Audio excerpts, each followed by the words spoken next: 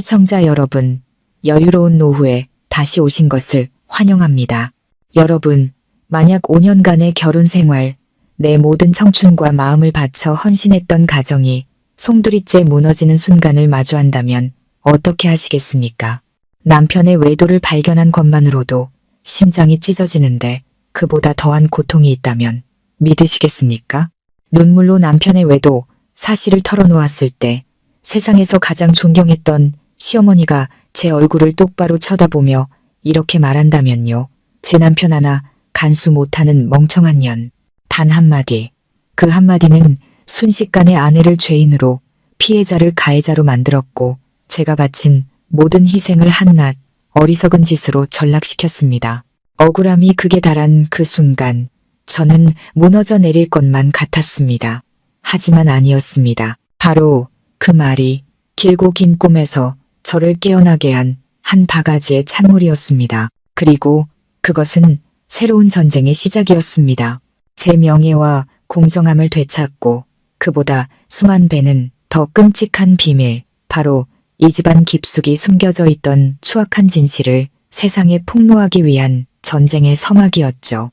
밤 11시 벽에 걸린 시계의 초침이 째깍째깍 규칙적이고 차갑게 울리며 끊어질 듯 팽팽한 제 신경을 건드렸습니다. 넓기만 한 집은 텅 빈 것처럼 춥고 스산했습니다. 저녁부터 정성껏 준비했던 음식들은 이미 차갑게 식어버렸습니다. 보글보글 끓여낸 김치찌개 위로는 허옇게 기름이 떴고 달콤 짭짤하게 졸인 돼지갈비찜도 딱딱하게 굳어 있었죠. 저는 두 손에 턱을 괸 채 텅 빈 식탁에 앉아 현관문만 멍하니 바라보았습니다. 이렇게 하염없이 남편을 기다린 게 처음은 아니었습니다. 제 남편 민준 씨는 대기업 영업이사입니다. 일이 바쁘다는 건 저도 압니다. 거래처와의 접대나 회식이 잦다는 것도 이해하려 노력했습니다.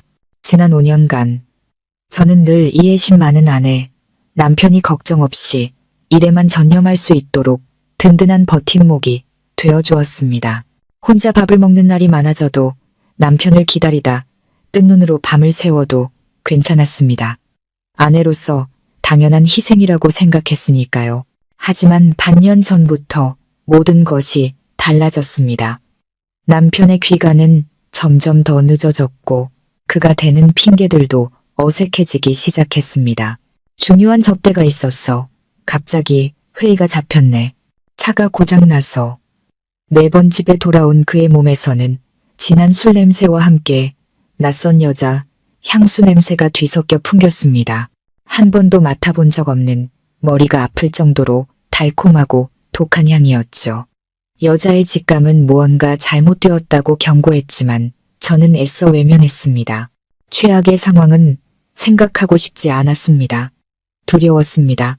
만약 진실이 밝혀지면 제가 애써 쌓아 올린 이 세계가 산산조각 날까봐 무서웠습니다.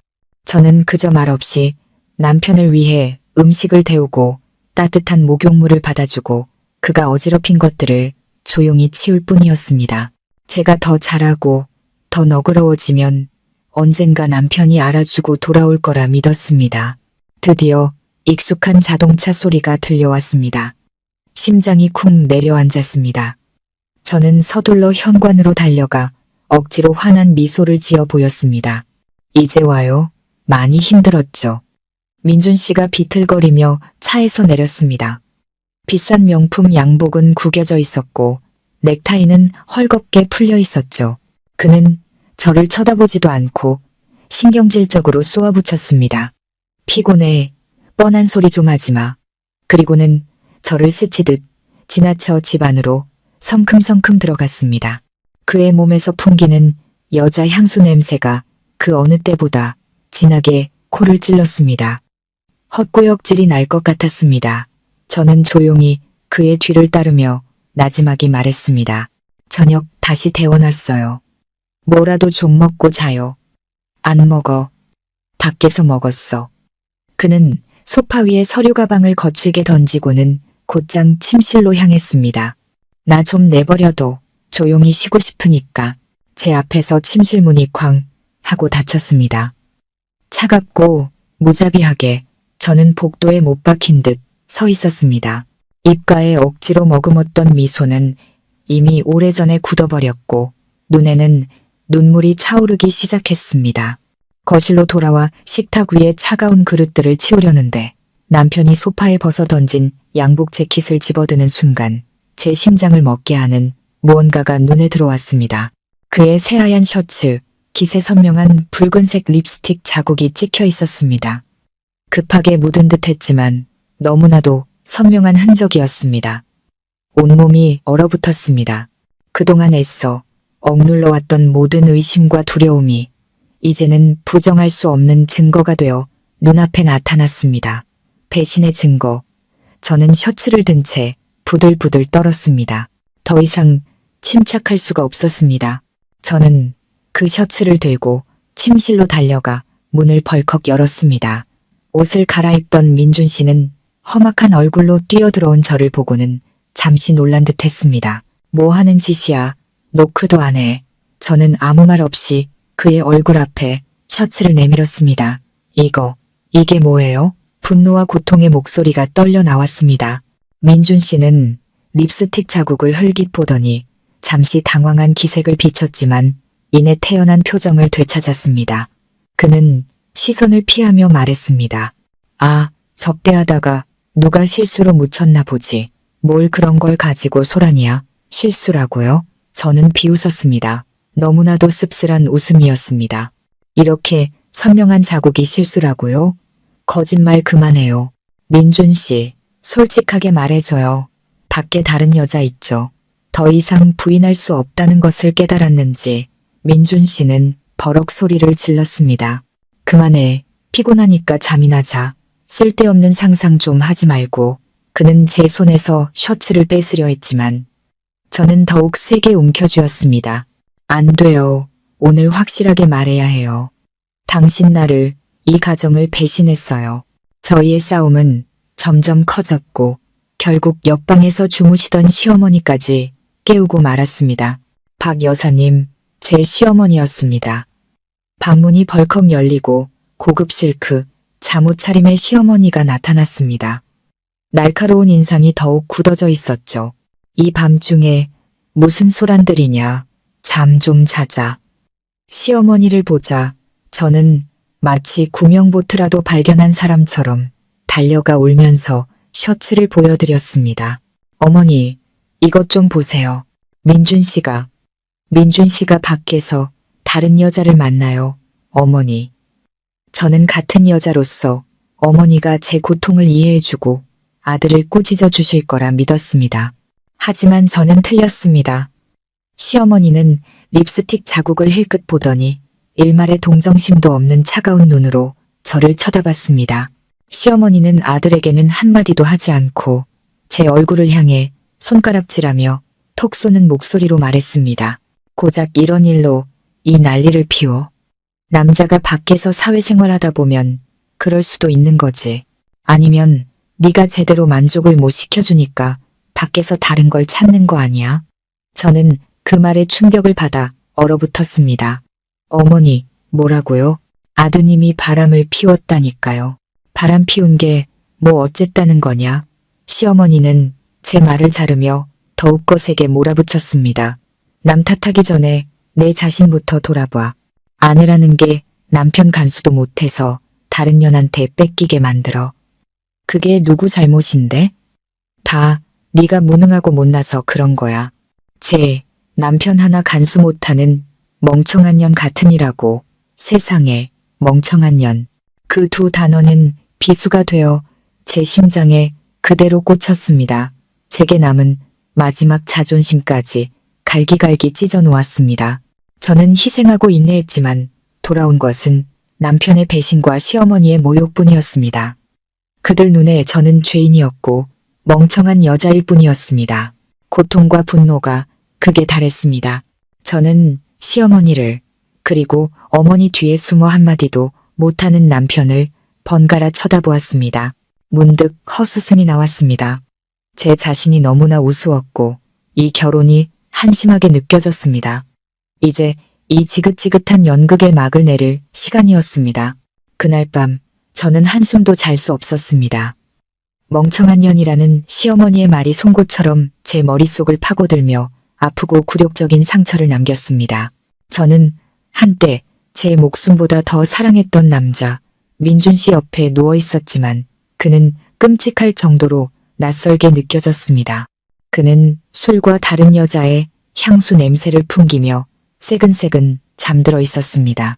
제 눈물은 소리 없이 흘러내려 베개를 적셨습니다. 제가 뭘 잘못한 걸까요? 제가 부족해서, 예쁘지 않아서, 남편의 마음을 붙잡을 만큼 영리하지 못해서였을까요? 저는 대형 병원에 유망한 약사 자리를 포기하고 집 근처 약국으로 옮겼습니다. 오직 가족을 돌볼 시간을 더 많이 갖기 위해서 남편이 퇴근했을 때 따뜻한 밥을 차려주기 위해서였습니다. 친구들과의 동창회도 여행도 포기하고 집에서 현모양처 착한 며느리가 되기 위해 노력했습니다. 그런데 제가 받은 것은 배신과 이토록 쓰디쓴 모욕이란 말인가요? 다음날 아침 저는 퉁퉁 부은 눈으로 일어났습니다. 애써 아무렇지 않은 척 평소처럼 아침 식사를 준비하기 위해 아래층으로 내려갔습니다. 시어머니는 이미 식탁에 앉아 우아하게 인삼차를 마시고 있었습니다. 저를 보았지만 눈길 한 번 주지 않고 경멸이 가득 담긴 헛기침만 할 뿐이었습니다. 퇴직 공무원이신 시아버지는 평소처럼 근엄한 표정으로 신문을 읽고 계셨습니다. 어젯밤 이 집을 휩쓸고 간 폭풍에는 전혀 관심이 없는 듯 보였습니다. 집안 공기는 돌덩이를 매달아 놓은 듯 무겁게 가라앉았습니다. 민준 씨가 내려오자 시어머니의 태도가 180도 바뀌었습니다. 그녀는 서둘러 일어나 아들의 의자를 빼주며 꿀처럼 달콤한 목소리로 말했습니다. 어이구, 우리 아들. 이리 와 앉아. 어젯밤에 많이 피곤했지. 엄마가 우리 아들 좋아하는 오렌지 주스 갈아놨어. 그러고는 제게 칼날 같은 눈초리를 보내며 덧붙였습니다. 쯧쯧. 남편 챙길 줄은 모르고 오히려 성가시게 해서 더 피곤하게 만드는 누구랑은 참 다르지. 저는 입술을 굳게 깨물었습니다. 두 주먹이 하얗게 질리도록 꽉 쥐어졌습니다. 소리치고 싶었습니다. 당신의 금지옥엽 같은 아들이야말로 잘못한 사람이라고 말하고 싶었습니다. 하지만 저는 그만두었습니다. 지금 무슨 말을 해도 소용없다는 것을 알았기 때문입니다. 시어머니 눈에는 항상 아들이 옳았고 모든 잘못은 제 탓이었습니다. 민준 씨는 자리에 앉아 제 눈을 똑바로 쳐다보지 못하고 그저 묵묵히 아침을 먹을 뿐이었습니다. 식사는 숨막히는 침묵 속에서 끝났습니다. 식사가 끝나자 시어머니가 저를 거실로 불렀습니다. 그녀는 제 머리부터 발끝까지 훑어보며 마치 값을 매기는 듯한 눈빛으로 훈계를 시작했습니다. 아가, 내 말 잘 들어라. 여자는 머리를 잘 써야 대접받는 거야. 똑똑하고 요령 있게 굴어야지. 남자가 밖에서 큰일 하느라 스트레스가 얼마나 많겠니. 집에 오면 다정하고 상냥한 아내를 원하지. 맨날 질투나 해대는 사자 같은 마누라를 원하는 게 아니라고. 시어머니는 계속해서 설교를 늘어놓았습니다. 내 꼴을 좀 봐라. 옷 입는 건 촌스럽고 하루 종일 부엌이랑 약국만 하는 주제에 민준이가 너한테 질리는 것도 당연하지. 이제부터라도 좀 바뀌어봐. 꾸밀 줄도 알고 옷도 좀 사입고 머리도 세련되게 볶고 염색도 하고 옷도 좀 섹시한 걸로 사입으란 말이야. 결혼 생활의 불씨를 꺼트리지 않으려면 노력을 해야 할 거 아니냐. 알겠니? 저는 그 말을 들으며 속이 쓰려왔습니다. 시어머니 눈에 저는 따분하고 촌스러운 아내였던 겁니다. 그녀는 제가 받은 배신의 상처에는 전혀 관심이 없었습니다. 오직 아들이 밖에서 즐길 건 다 즐기면서도 가정이 평안하기만을 바랐습니다. 이미 마음이 떠난 남자를 붙잡기 위해 저더러 다른 사람으로 변하라고 강요하는 것이었습니다. 정말이지 기가 막혔습니다. 오늘 저녁엔 민준이가 좋아하는 음식으로 진수성찬을 차려 그리고 예쁘게 차려입고 말도 좀 예쁘게 하고 가서 사과해. 여자가 한 수 접고 들어가는 게 뭐 대수라고. 가정을 지키는 게 중요하지. 알았어.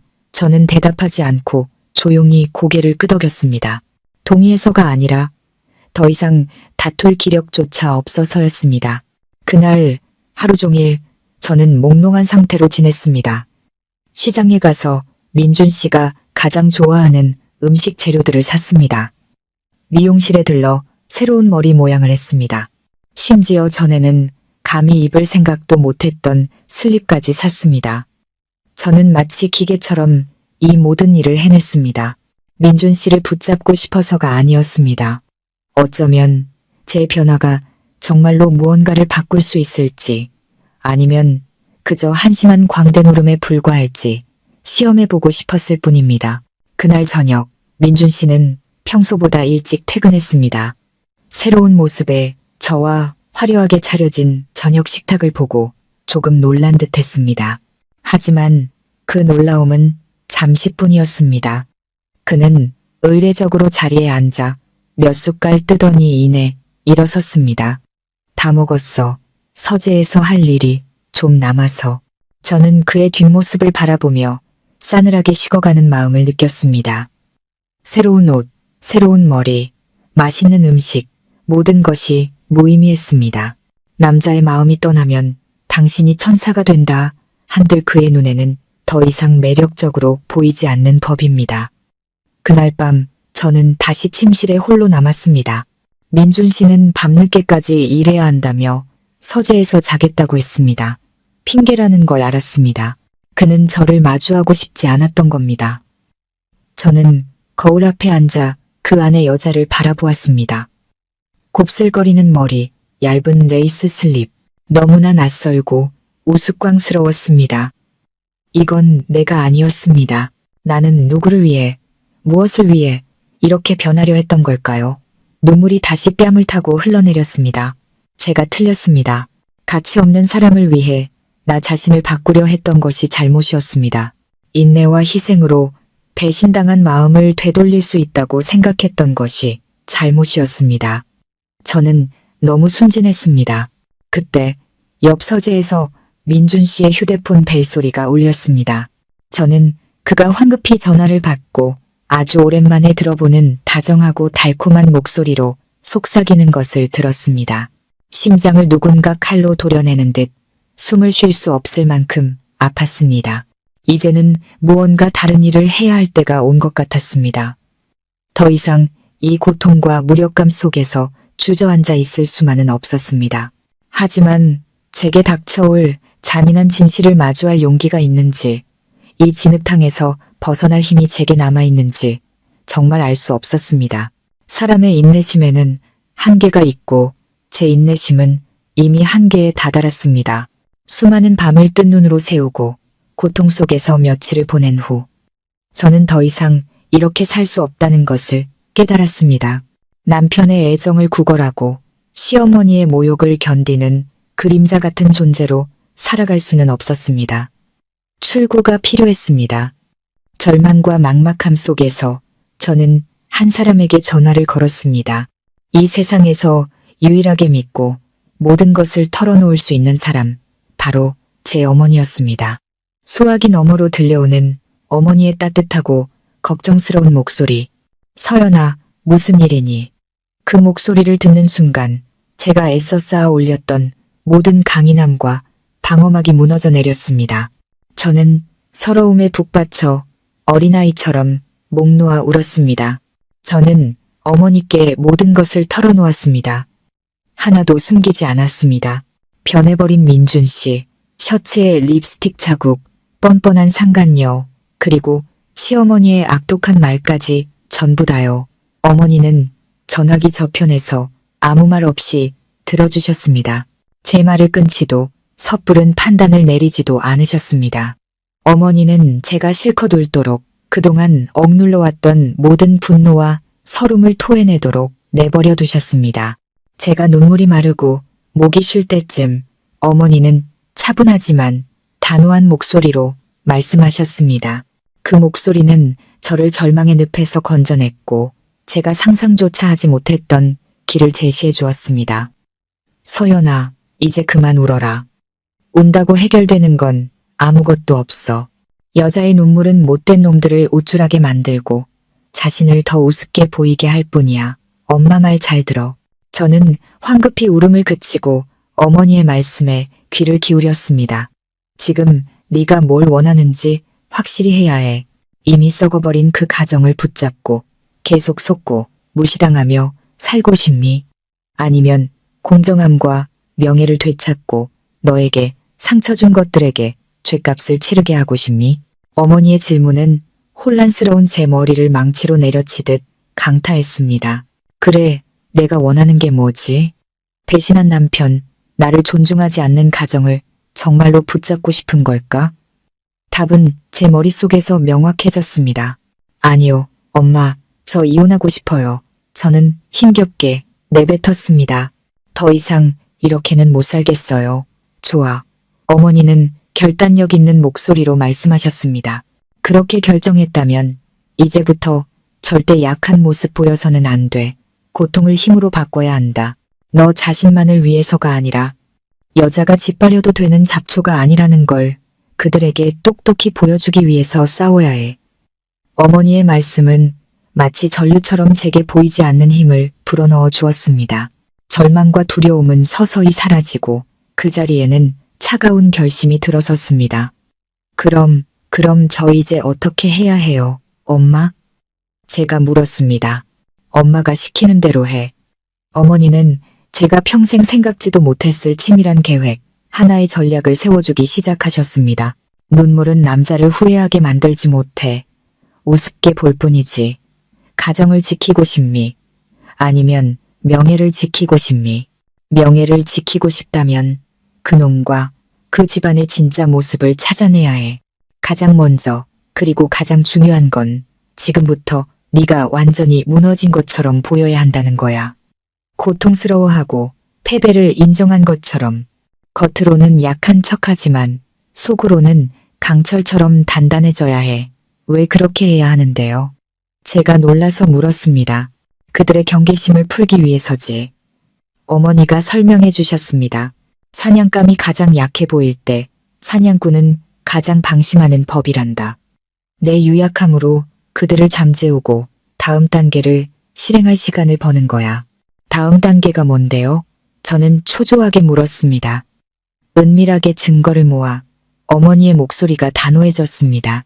네, 남편의 외도 증거를 전부 모으는 거야. 사진, 영상, 녹음, 문자 메시지, 호텔 영수증. 그의 배신을 증명할 수 있는 건 뭐든지. 그게 법정에서 너의 무기가 될 거다. 떠날 땐 당당하게 고개를 들고 떠나야지. 네가 마땅히 받아야 할 모든 것을 되찾아서. 어머니의 말씀에 저는 정신이 번쩍 들었습니다. 그래, 빈손으로 떠날 수는 없어. 그들이 쉽게 목적을 이루게 둘 수는 없지. 엄마, 근데 제가 어떻게 그런 일들을 할 수 있을까요? 너무 무서워요. 제가 걱정스럽게 말했습니다. 걱정 마. 어머니는 저를 안심시켰습니다. 엄마가 돈을 보내줄게. 그 돈으로 녹음기나 초소형 카메라 같은 필요한 장비들을 사. 필요하다면 탐정도 고용하고 지금 네가 할 일은 침착하고 현명하고 끈기 있게 행동하는 거야. 명심해. 너는 너 자신을 위한 정의를 찾고 있는 거야. 두려워할 건 아무것도 없어. 너를 그렇게 대하는 집안이라면 분명 깨끗한 집안이 아닐 거다. 잘 파고들어봐. 어쩌면 더 큰 비밀이 있을지도 모르지. 어머니와의 통화는 끝났지만 제 머릿속에는 완전히 새로운 길이 열렸습니다. 저는 더 이상 다른 사람의 판단을 기다리는 불쌍한 피해자가 아니었습니다. 저는 사냥꾼이 진실을 찾는 사람이 되었습니다. 저는 거울 속 제 모습을 다시 보았습니다. 눈은 여전히 붉게 부어 있었지만 눈빛은 이전과 달랐습니다. 더 이상 슬픔에 젖어 있지 않고 단호하고 날카로운 빛이 서려 있었습니다. 저는 깊은 숨을 내쉬었습니다. 이 싸움은 힘들고 고통스럽겠지만 저는 해내야만 했습니다. 그 가족의 위선적인 가면을 벗겨내고 그들이 제게 저지른 일에 대한 대가를 치르게 해야 했습니다. 내일부터 저는 새로운 연기를 시작할 것입니다. 가엾고 유약한 아내의 연기. 하지만 그 뒤에는 제가 한때 숭배했던 그 가족의 도덕적 기반을 송두리째 흔들어 놓을 치밀하게 계산된 복수 계획이 숨어 있을 것입니다. 저의 연극은 시작되었습니다. 어머니의 조언대로 저는 실패하고 고통스러워하며 완전히 무너져버린 아내의 가면을 썼습니다. 더 이상 자신을 꾸미지도 사내 진미를 차리지도 않았습니다. 저는 말수가 적고 그늘진 사람이 되어 누가 무슨 말을 하든 그저 고개를 숙이고 내라고만 대답했습니다. 그런 저를 보며 시어머니는 더욱 의기양양해했습니다. 그녀는 자신이 저를 완전히 굴복시켰다고, 이 멍청한 며느리의 모든 저항을 꺾어버렸다고 믿었습니다. 시어머니는 제가 잘못을 뉘우치고 아들의 가치를 깨달아 헛된 희망 속에서 그를 붙잡으려 애쓰고 있다고 동네방네 떠들고 다녔습니다. 민준 씨는 약간의 죄책감을 느끼는 듯 했습니다. 가끔 의례적으로 제 안부를 묻기도 했죠. 하지만 그 죄책감은 그가 내연녀에게 가는 발걸음을 막을 만큼 크지 않았습니다. 그는 여전히 일찍 나가 늦게 들어왔고 몸에서는 다른 여자의 향수 냄새가 진동했습니다. 그들은 완전히 경계심을 풀었고 그것이 바로 제가 원했던 바였습니다. 저는 고통과 굴욕으로 가득한 추적을 시작했습니다. 매일 아침 민준 씨가 차를 몰고 출근하면 저는 어머니가 보내주신 돈으로 택시를 타고 조용히 그의 뒤를 밟았습니다. 아내라면 누구도 보고 싶지 않은 광경을 목격할 때마다 제 심장은 수천 개의 바늘에 찔리는 듯 아팠습니다. 저는 민준 씨가 회사로 바로 가지 않고 유리가 이미 기다리고 있는 고급 카페로 향하는 것을 보았습니다. 그들은 사람들로 붐비는 곳에서 조금의 거리낌도 없이 서로를 뜨겁게 껴안고 입을 맞췄습니다. 저는 구석진 자리에 앉아 떨리는 손으로 휴대폰을 들어 촬영 버튼을 눌렀습니다. 사진 한 장, 한 장이 제 심장을 깊게 베는 칼날 같았습니다. 하지만 저는 울지 않았습니다. 이를 악물고 눈물을 삼켰습니다. 이건 증거야. 이건 내 무기야. 저는 하루 종일 그들을 따라다녔습니다. 그들이 쇼핑하는 것을 보았습니다. 민준 씨는 제가 5년 동안 아내로 살면서 꿈도 꾸지 못했던 비싼 명품 가방과 옷들을 유리에게 사주며 카드를 긁었습니다. 그들이 영화관 커플석에 앉아 서로의 어깨에 머리를 기대고 있는 것도 보았습니다. 그리고 가장 고통스러웠던 것은 고급 호텔 입구에 서서 제 남편과 다른 여자가 손을 잡고 안으로 들어가는 것을 지켜봐야만 했던 것입니다. 저는 나무 아래 서서 기다렸습니다. 1시간, 2시간, 3시간이 흘렀습니다. 매 순간이 고문 같았습니다. 도둑처럼 제 남편을 미행하고 있는 제 자신이 너무나 비참하고 한심하게 느껴졌습니다. 하지만 시어머니의 말을, 그들의 뻔뻔함을 떠올리자 분노가 다시 끌어올라 고통을 압도했습니다. 견뎌야 해. 인내해야 해. 마침내 그들이 나왔을 때 저는 그들의 배신에 대한 가장 선명하고도 부정할 수 없는 증거들을 사진에 담았습니다. 사진뿐만 아니라 그들의 대화도 녹음했습니다. 민준 씨의 차 좌석 밑에 초소형 녹음기를 설치해 두었기 때문입니다. 저는 그가 유리에게 바치는 달콤한 사랑의 속삭임, 머지않아 결혼하자는 미래에 대한 약속들을 들어야만 했습니다. 녹음 파일 속에서 민준 씨의 목소리가 들려왔습니다. 조금만 더 참아줘. 집에 있는 그 늙은 마누라랑 이혼할 방법 찾고 있어. 따분한 데다 애도 못 낳잖아. 데리고 있어봤자 뭐하겠어. 내가 다 정리하고 나면 너한테 당당한 자리를 줄게. 정말. 유리의 애교 섞인 목소리가 들렸습니다. 난 오빠만 있으면 돼. 그런 자리 필요 없어. 그냥 사모님이 오빠 힘들게 할까봐 걱정돼서 그래. 걔가 뭘 할 수 있겠어? 민준 씨가 비웃었습니다. 울기만 하는 멍청한 여자일 뿐인데 우리 엄마가 곧 정리해 주실 거야. 걱정하지 마. 그 말을 들었을 때 저는 더 이상 고통을 느끼지 않았습니다. 오직 경멸감만이 느껴질 뿐이었습니다. 그의 눈에 저는 그저 치워버려야 할 장애물인 늙은 마누라일 뿐이었습니다. 그리고 그는 저를 정리하기 위해 어머니와 계획까지 짜고 있었습니다. 좋아요. 누가 누구를 정리하게 될지 한번 봅시다. 저는 모든 증거를 컴퓨터에 복사하고 안전하게 보관했습니다. 하루가 지날수록 제 증거 파일은 두꺼워졌습니다. 하지만 아직 무언가 부족하다고 느꼈습니다. 이것들은 민준 씨의 가면을 벗기기에는 충분했지만 저를 모욕한 시어머니와 침묵으로 동조한 시아버지에 대한 증거는 아직 없었습니다. 저는 그 집안 모든 사람에 대해 알아보라는 어머니의 조언을 떠올리고 조사의 범위를 넓히기로 결정했습니다. 제가 상상조차 할 수 없었던 더 끔찍하고 추악한 비밀이 저를 기다리고 있었습니다. 민준 씨의 배신에 대한 증거를 충분히 확보한 후 저는 집안의 다른 구성원들, 특히 시아버지인 강태석 씨에게로 주의를 돌렸습니다. 아들의 잘못을 묵인하고 며느리를 잔인하게 짓밟는 그런 집안이라면 겉으로 보이는 것처럼 점잖은 집안이 아닐 것이라는 어머니의 말씀이 귓가에 맴돌았습니다.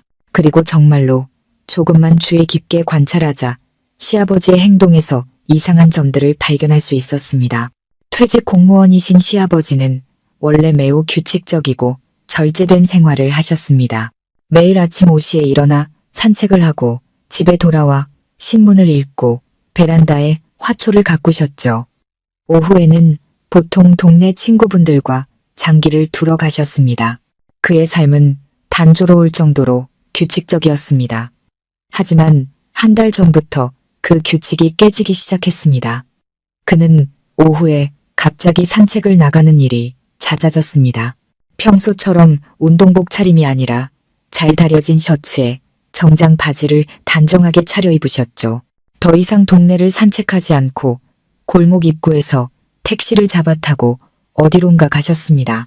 어두워질 무렵에야 집에 돌아오셨는데 몸에서는 낯선 향수 냄새가 희미하게 풍겼습니다.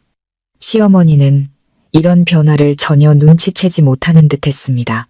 그녀는 미래의 며느리인 유리와 쇼핑하고 피부 관리를 받느라 늙은 남편에게 신경 쓸 겨를이 없었습니다. 하지만 의심과 경계심으로 가득 찬 제 눈을 속일 수는 없었습니다. 저는 시아버지의 휴대폰을 유심히 보기 시작했습니다. 그는 최근에 스마트폰을 새로 샀는데 항상 몸에 지니고 다니셨습니다.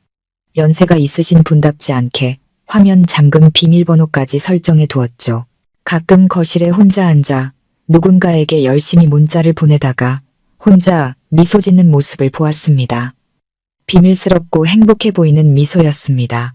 한 번은 제가 우연히 지나가다 그의 휴대폰 화면에 데이팅 앱이 열려 있는 것을 얼핏 보았습니다. 심장이 덜컥 내려앉았습니다. 설마 아니겠지. 그냥 호기심에 한번 보신 걸 거야. 스스로를 진정시키려 했지만 한번 피어오른 의심의 불씨는 쉽게 꺼지지 않았습니다. 저는 진실을 밝혀내기로 결심했습니다. 민준 씨처럼 직접 미행하는 것은 너무 위험하고 발각되기 쉬웠습니다. 저는 어머니가 소개해준 탐정에게 도움을 요청했습니다. 시아버지의 전화번호와 그가 자주 타는 택시 번호를 알려주고 그가 어디서 누구를 만나는지 알아봐 달라고 부탁했습니다. 며칠 후 탐정은 제게 첫 번째 정보를 보내왔고 저는 큰 충격에 빠졌습니다.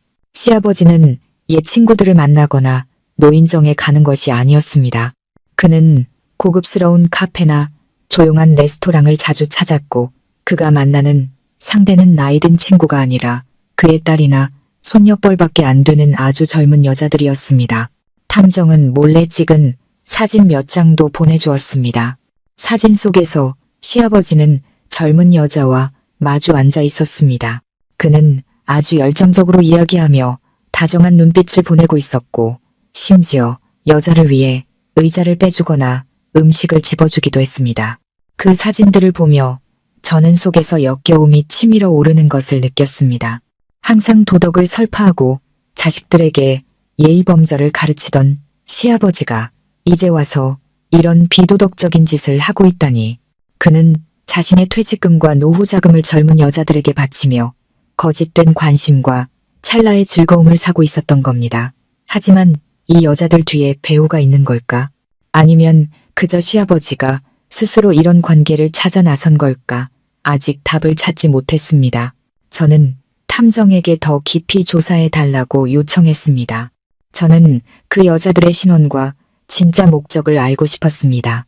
탐정의 정보를 기다리던 중 예상치 못한 사건이 터졌습니다. 지독한 우연의 일치로 끔찍한 비밀이 제 예상보다 일찍 수면 위로 드러나게 된 것입니다. 그날도 저는 민준 씨를 미행하고 있었습니다. 그는 꽤 한적한 길에 있는 한 호텔에서 유리를 만나기로 약속했습니다. 그곳은 그들의 단골 데이트 장소였습니다. 저는 고통 속에서 밖에서 기다리는 일에 이미 익숙해져 있었습니다. 하지만 그날 호텔 맞은편 나무 뒤에 숨어 민준 씨가 나오기를 기다리던 저는 또 다른 익숙한 인형을 보고 그 자리에서 얼어붙고 말았습니다. 바로 시아버지 강태석 씨였습니다. 그 역시 택시를 타고 와서 그 호텔 안으로 곧장 들어갔습니다. 이게 무슨 일이지? 왜 아버님이 여기에? 설마 아버님도 데이트를 하러 오신 건가? 미친 듯한 끔찍한 생각이 제 머리를 스쳤습니다. 설마 아버님이 만나는 사람이 유리인 건 아니겠지. 그 미친 생각은 제 등골을 타고 흐르는 전기 충격 같았습니다. 온몸이 차갑게 식고 머릿속이 핑 돌았습니다. 아니야, 그럴 리 없어. 이렇게 지독한 우연이 있을 수는 없어. 내가 잘못 봤거나 아버님은 다른 볼일이 있으신 걸 거야. 애써 스스로를 진정시켰지만 심장은 미친 듯이 날뛰었습니다. 저는 그 자리에 못 박힌 채 호텔 문에서 눈을 뗄 수가 없었습니다. 남편의 외도를 목격하는 고통은 이제 극도의 호기심과 두려움으로 대체되었습니다. 저는 남아서 모든 것을 확인해야만 했습니다. 약 30분 후 민준 씨가 호텔에서 나왔습니다.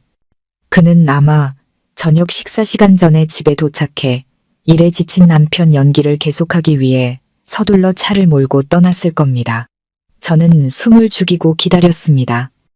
10분, 20분, 거의 1시간이 흘렀습니다.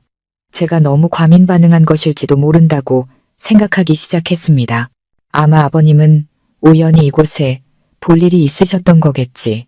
하지만 제가 막 돌아서려던 바로 그 순간 호텔 문이 다시 한번 열렸습니다. 그리고 나온 사람은 다름 아닌 시아버지였습니다. 하지만 그는 혼자가 아니었습니다. 그의 옆에서 아주 다정하게 팔짱을 끼고 있는 사람은 바로 유리였습니다. 누군가 제 머리를 망치로 내려친 것 같았습니다. 세상이 빙빙 돌았습니다. 그랬구나. 저의 끔찍한 의심이 현실이 된 것입니다. 아버지와 아들, 제 가족이었던 두 남자가 모두 같은 여자에게 노란하고 있었던 겁니다.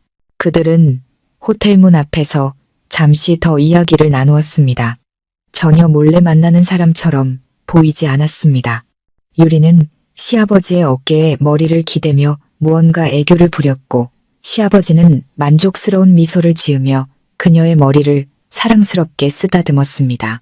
그 광경은 제가 그녀와 민준 씨를 보았을 때보다 훨씬 더 역겹고 병적으로 느껴졌습니다. 저는 떨리는 손으로 휴대폰을 들어 그 순간을 필사적으로 찍었습니다. 손이 너무 떨려서 몇 번이나 버튼을 누른 후에야 선명한 사진을 얻을 수 있었습니다. 그 후 시아버지는 유리를 위해 택시를 잡아주고 자신은 의심을 피하기 위해서인지 반대 방향으로 걸어갔습니다. 저는 석상처럼 꼼짝 않고 서 있었습니다. 더 이상 고통이나 분노는 느껴지지 않았습니다. 오직 뼛속까지 스며드는 혐오감과 경멸감 뿐이었습니다. 제가 한때 존경했던 가족, 예의범절을 자랑하던 그 집안이 사실은 거짓과 부도덕으로 뒤엉킨 혼돈의 소굴이었다니. 항상 저를 멍청한 년이라고 욕하던 시어머니는 알고 있을까? 자신이 남편과 아들에게 동시에 배신당하고 있다는 사실을. 그것도 같은 여자에게. 잘나고 성공한 남편 민준 씨는 알고 있을까? 자신이 아버지와 애인을 공유하고 있다는 사실을. 그리고 도덕군자인 척하던 시아버지는 알고 있을까? 자신이 아들의 전처를 밟으며 딸 같은 여자에게 사기당하고 있다는 사실을. 그들은 아무도 모른 채 비극적인 희극을 연기하고 있었습니다. 오직 버림받은 며느리인 저만이 이 추악하고 적나라한 진실을 아는 유일한 관객이었습니다. 저는 지칠 대로 지친 몸과 마음을 이끌고 집으로 향했습니다. 충격이 너무나 컸습니다. 제 인내력의 한계를 넘어선 일이었습니다. 방으로 들어가 문을 잠그고 바닥에 주저앉았습니다. 이제 어떻게 해야 할지 몰랐습니다. 이 증거들을 가지고 무엇을 해야 할까? 모든 것을 폭로하면 이 가족은 산산조각 나고 그들의 명예는 완전히 무너질 것이다. 하지만 침묵한다면 나는 이 역겨움 속에서 계속 살아야 하고 매일 그들의 위선적인 행복 연극을 지켜봐야 할 것이다. 저는 다시 어머니에게 전화를 걸어 모든 것을 이야기했습니다. 감정이 실리지 않은 텅 빈 목소리로 사실을 전달할 뿐이었습니다. 어머니는 모든 것을 들으신 후 한참 동안 침묵하셨습니다. 아마 어머니조차도 이렇게 황당한 이야기는 상상하지 못하셨을 겁니다. 세상에 정말 엇보르구나. 어머니가 탄식하셨습니다. 그 요물 같은 것 정말 보통이 아니네. 어머니는 걱정스러운 목소리로 물으셨습니다. 그래서 이제 어쩔 셈이냐? 모르겠어요, 엄마. 제 목소리가 갈라져 나왔습니다. 머릿속이 너무 복잡해요. 진정해, 딸. 어머니의 목소리는 여전히 든든한 버팀목 같았습니다. 일이 이 지경까지 왔으니 우린 더 침착해야 해. 섣불리 행동해서는 안 돼. 그 여자애의 최종 목표가 뭔지 확실히 알아내야 한다.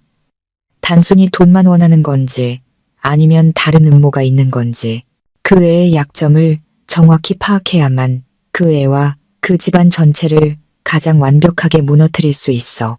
어머니의 말씀은 다시 한번 저를 혼란 속에서 건져냈습니다. 그래, 지금 무너질 수는 없어. 끝까지 가야 해. 저는 그 악마의 가면을 쓴 여자의 정체를 밝혀내야만 했습니다. 도대체 그녀가 이 이중 연극을 벌이는 이유가 무엇인지 알아내야 했습니다. 첫 충격에서 벗어난 후 저는 제가 상대해야 할 적이 매우 영리하고 교활한 인물이라는 것을 깨달았습니다. 유리는 단순히 미모로 남자를 유혹하는 평범한 내연녀가 아니었습니다. 그녀는 치밀하게 계산된 계획과 시나리오를 가지고 있었습니다. 그녀의 진짜 얼굴을 폭로하기 위해서는 제가 가진 증거만으로는 부족했습니다. 저는 그녀가 어떻게 아버지와 아들을 동시에 조종했는지, 그리고 그녀의 최종 목표가 무엇인지 더 명확히 알아야 했습니다. 저는 그들을 더 가까이서 관찰하기 위해 유약하고 불쌍한 아내 연기를 계속하기로 결심했습니다. 동시에 탐정에게는 유리에 대한 심층 조사를 요청했습니다. 특히 그녀의 과거와 사회적 관계에 대해서요. 그리고 탐정이 알아낸 사실은 그 여자의 치밀함에 저를 더욱 경악하게 만들었습니다. 유리는 전문적인 꽃뱀이었습니다. 그녀는 남자의 심리를 꿰뚫어보는 무서운 능력을 가지고 있었습니다. 그녀는 남자마다 각기 다른 약점과 숨겨진 욕망이 있다는 것을 알고 그것을 철저하게 이용했습니다. 성공했지만 어머니의 그늘 아래서 자존감이 낮았던 민준 씨. 그의 약점은 인정받고 자신을 증명하고 싶어하는 욕망이었습니다. 유리는 순진한 부하 직원 역할을 연기하며 항상 숭배의 눈빛으로 그를 바라보았습니다. 그녀는 그의 모든 결정을 칭찬했고 일과 집에 있는 따분한 늙은 아내에 대한 그의 모든 불평을 들어주었습니다. 그녀는 민준 씨가 마치 왕이나 영웅이 된 듯한 기분을 느끼게 해주었습니다. 그것은 그가 전한 시어머니에게서는 결코 얻을 수 없었던 감각이었죠. 그녀는 직접적으로 요구하지 않고 은근히 남약누나 우연을 가장해 가족의 빚이나 여행에 대한 꿈을 이야기했습니다. 그러면 영웅 심리에 가득 찬 민준 씨는 미인을 돕기 위해 기꺼이 돈을 썼습니다. 반면 시아버지인 강태석 씨에게는 전혀 다른 시나리오가 적용되었습니다. 평생을 규칙 속에서 살았지만 아내의 무관심 속에서 불행한 결혼 생활을 했던 퇴직 공무원.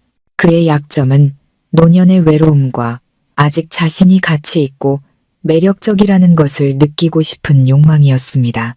유리는 가난하지만 학구열이 높고 불쌍한 사연을 가진 여대생의 이미지로 그에게 접근했습니다. 그녀는 인생의 조언을 구한다는 핑계로 그를 찾아가 그의 화려했던 과거 이야기를 경청했습니다. 그녀는 시아버지가 존경받는 스승이자 어른이 된 듯한 기분을 느끼게 했습니다. 그리고 서서히 그의 머릿속에 다른 생각들을 심기 시작했습니다. 그녀는 어릴 적 아버지를 여의고 항상 기댈 수 있는 든든한 어깨를 그리워했다고 말했습니다. 그녀는 힘든 삶과 마주해야 했던 유혹들에 대해 눈물로 호소했습니다. 그녀는 나이든 남자의 보호 본능을 자극하는데 성공했습니다. 시아버지는 돌이킬 수 없을 정도로 그녀의 덫에 빠졌습니다. 그는 그녀를 어린애인이자 수십 년간 겪어온 감정적 결핍에 대한 보상으로 여겼습니다. 유리의 교활함은 이 두 관계가 절대 서로 엮이지 않도록 철저히 관리했다는 점에 있었습니다. 민준 씨에게는 현대적이고 세련된 여자로, 시아버지에게는 소박하고 가련한 여자로, 그녀는 2개의 전화번호와 2개의 소셜미디어 계정을 사용했습니다. 그녀는 두 부자를 속이기 위해 완전히 다른 두 인물을 창조해냈던 것입니다. 알면 알수록 역겨움이 치밀었습니다. 하지만 동시에 저는 한 가지를 깨달았습니다. 유리의 음모가 아무리 정교하다 해도 그녀의 끝없는 탐욕이라는 치명적인 약점이 있다는 것을. 일단 꽃뱀이라면 그녀의 최종 목표는 돈일 수밖에 없었습니다. 그리고 단기간에 큰 돈을 얻기 위해 그녀는 분명 마지막 카드를 꺼내들 것이었습니다. 희생자가 가진 모든 것을 털어내게 할 만큼 강력한 카드. 저는 끈기 있게 기다렸습니다. 그리고 마침내 그날이 왔습니다. 탐정에게서 중요한 소식이 전해졌습니다. 유리가 최근 한 산부인과를 자주 드나든다는 것이었습니다. 심장이 덜컥 내려앉았습니다. 설마 정말 임신이라도 한 걸까? 만약 민준 씨의 아이라면 이 집에서 제 입지는 더욱 위태로워질 것입니다. 만약 시아버지의 아이라면 그것은 천지가 뒤집힐 스캔들이 될 것입니다. 하지만 직감적으로 모든 것이 그렇게 간단하지 않다는 것을 느꼈습니다. 유리처럼 교활한 여자가 스스로를 그런 수동적인 상황에 빠뜨릴 리가 없었습니다. 임신은 아마도 그녀의 게임에서 마지막 승부수를 띄우기 위한 도구, 즉 히든카드일 가능성이 높았습니다. 저는 직접 확인하기로 결심했습니다. 직접 목격하고 부정할 수 없는 증거를 손에 넣어야 했습니다. 더 대담한 계획이 머릿속에 그려졌습니다. 이번에는 제가 단순한 추적자가 아니라 그 악마와 직접 대면하는 사람이 될 것입니다. 유리의 연극은 이제 클라이맥스로 치달아야 할 때였습니다. 그리고 저는 그 임신이 그녀가 준비한 히든카드라는 것을 알았습니다. 그녀 같은 전문 사기꾼은 절대 자신을 수동적인 위치에 두지 않을 것입니다. 그 임신은 사고가 아니라 그녀의 계획 속에 치밀하게 계산된 일부였습니다. 사라지기 전 마지막으로 거액을 뜯어내기 위한 도구. 그리고 이번에 그녀가 노리는 희생자는 민준 씨가 아닌 바로 시아버지였습니다. 그녀는 나이 많고 사회적 지위가 있으며 죄책감에 시달리는 남자가 가장 두려움이 많고 조종하기 쉽다는 것을 알았기 때문입니다. 저는 한 발 앞서 움직여야 했습니다. 가장 결정적인 순간에 가장 확실한 증거를 손에 넣어야 했습니다. 저는 며칠 동안 유리와 시아버지의 일정을 추적했고 마침내 그들의 규칙을 파악했습니다. 매주 수요일 오후 시아버지는 시어머니에게 전우회 모임에 간다고 거짓말을 했습니다. 하지만 사실은 유리를 만나러 가는 것이었습니다. 저는 바로 이날이 기회라는 것을 알았습니다. 그 수요일 오후 저도 친정에 일찍 다녀오겠다며 집을 나섰습니다. 저는 탐정이 알려준 산부인과 앞에서 택시를 내려 끈기 있게 기다렸습니다. 심장이 가슴속에서 세차게 뛰었습니다. 긴장되면서도 약간의 두려움이 느껴졌습니다. 만약 내 예상이 틀렸으면 어떡하지? 그들이 이곳에 오지 않으면 어떡하지? 하지만 직감은 제가 올바른 길을 가고 있다고 말해주었습니다. 1시간쯤 지났을 때 익숙한 택시 한 대가 길 건너편에 멈췄습니다. 시아버지가 먼저 내렸습니다. 그는 조심스럽게 주위를 살핀 후 유리를 위해 차문을 열어주었습니다. 유리가 내렸습니다. 그녀는 펑퍼짐한 인부복 원피스를 입고 배를 감싸 안은 채 창백하고 지친 표정을 짓고 있었습니다. 그녀의 연기는 완벽했습니다. 시아버지는 걱정과 죄책감 가득한 얼굴로 황급히 그녀를 부축했습니다. 그들은 잠시 이야기를 나누더니 시아버지가 유리를 부축하며 병원 쪽으로 걸어갔습니다. 바로 지금이야. 제가 기다리던 순간이 왔습니다. 저는 미리 동영상 촬영 모드를 켜둔 휴대폰을 들고 자동차 뒤에 숨어 그 모든 광경을 담기 시작했습니다. 정말 확실한가? 시아버지의 떨리는 목소리가 들렸습니다. 정말 내 아이가 확실하냐고? 유리가 눈물을 머금은 채 그를 올려다보았습니다. 억울하고 고통스러운 표정이었습니다. 그게 무슨 말씀이세요? 절 못 믿으시는 거예요. 저한테는 아버님밖에 없는 거 아시잖아요. 제 모든 걸 다 드렸는데 이제 저 어떡해요. 아직 학생인데 이렇게 배가 불러오면 제가 무슨 낯으로 사람들을 봐요. 어떻게 학교를 다녀요. 그녀는 시아버지의 어깨에 얼굴을 묻고 흐느끼기 시작했습니다. 시아버지는 그녀의 눈물과 완벽한 연기 앞에서 완전히 무너졌습니다. 그는 황급히 그녀를 껴안으며 달랬습니다. 아니다, 아니야, 울지 마라. 내가 믿는다. 내 잘못이야. 전부 내 잘못이다. 걱정하지 마. 내가 있잖니. 너희 모자 절대 힘들게 하지 않을게. 시아버지가 유리를 부축해 병원 안으로 들어갔습니다. 저는 안전거리를 유지하며 조용히 뒤를 따랐습니다. 시아버지가 접수를 하고 대기의자에 앉아 초조하게 기다리는 모습을 보았습니다. 유리는 옆에 앉아 가끔 아픈 듯 얼굴을 찡그렸고 그럴 때마다 시아버지는 더욱 안절부절 못했습니다. 그녀의 연극은 정말 흠잡을 데 없이 완벽했습니다.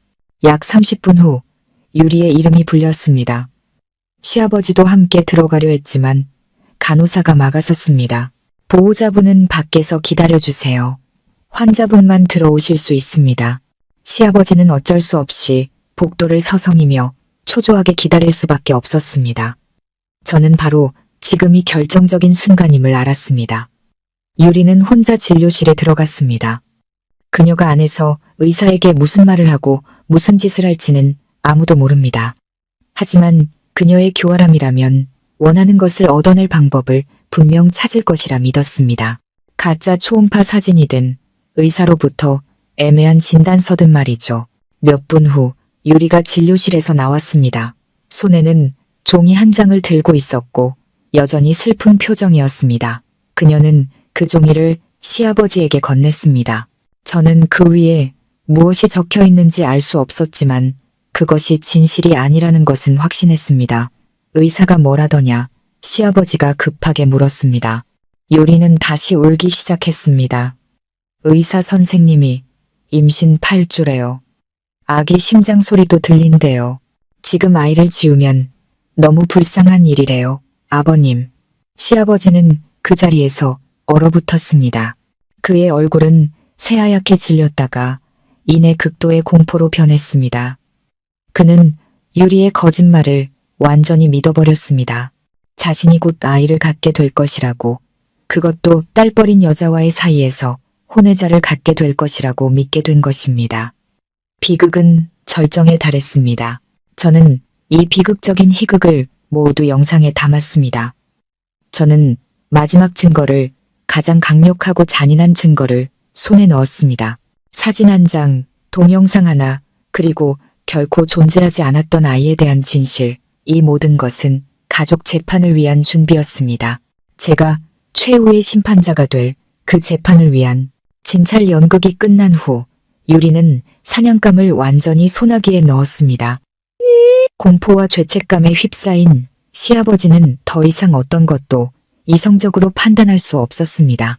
그는 그저 교활한 내연녀가 짜놓은 각본에 따라 움직일 뿐이었습니다. 시아버지의 치명적인 약점을 파고든 유리는 계획의 마지막 단계인 돈 요구를 실행에 옮기기 시작했습니다. 그녀는 노골적으로 돈을 요구하지 않았습니다. 대신 계속해서 불쌍한 피해자 연기를 이어갔습니다. 그녀는 매일 시아버지에게 울며 호소했습니다. 아이를 낳을 수 없다고.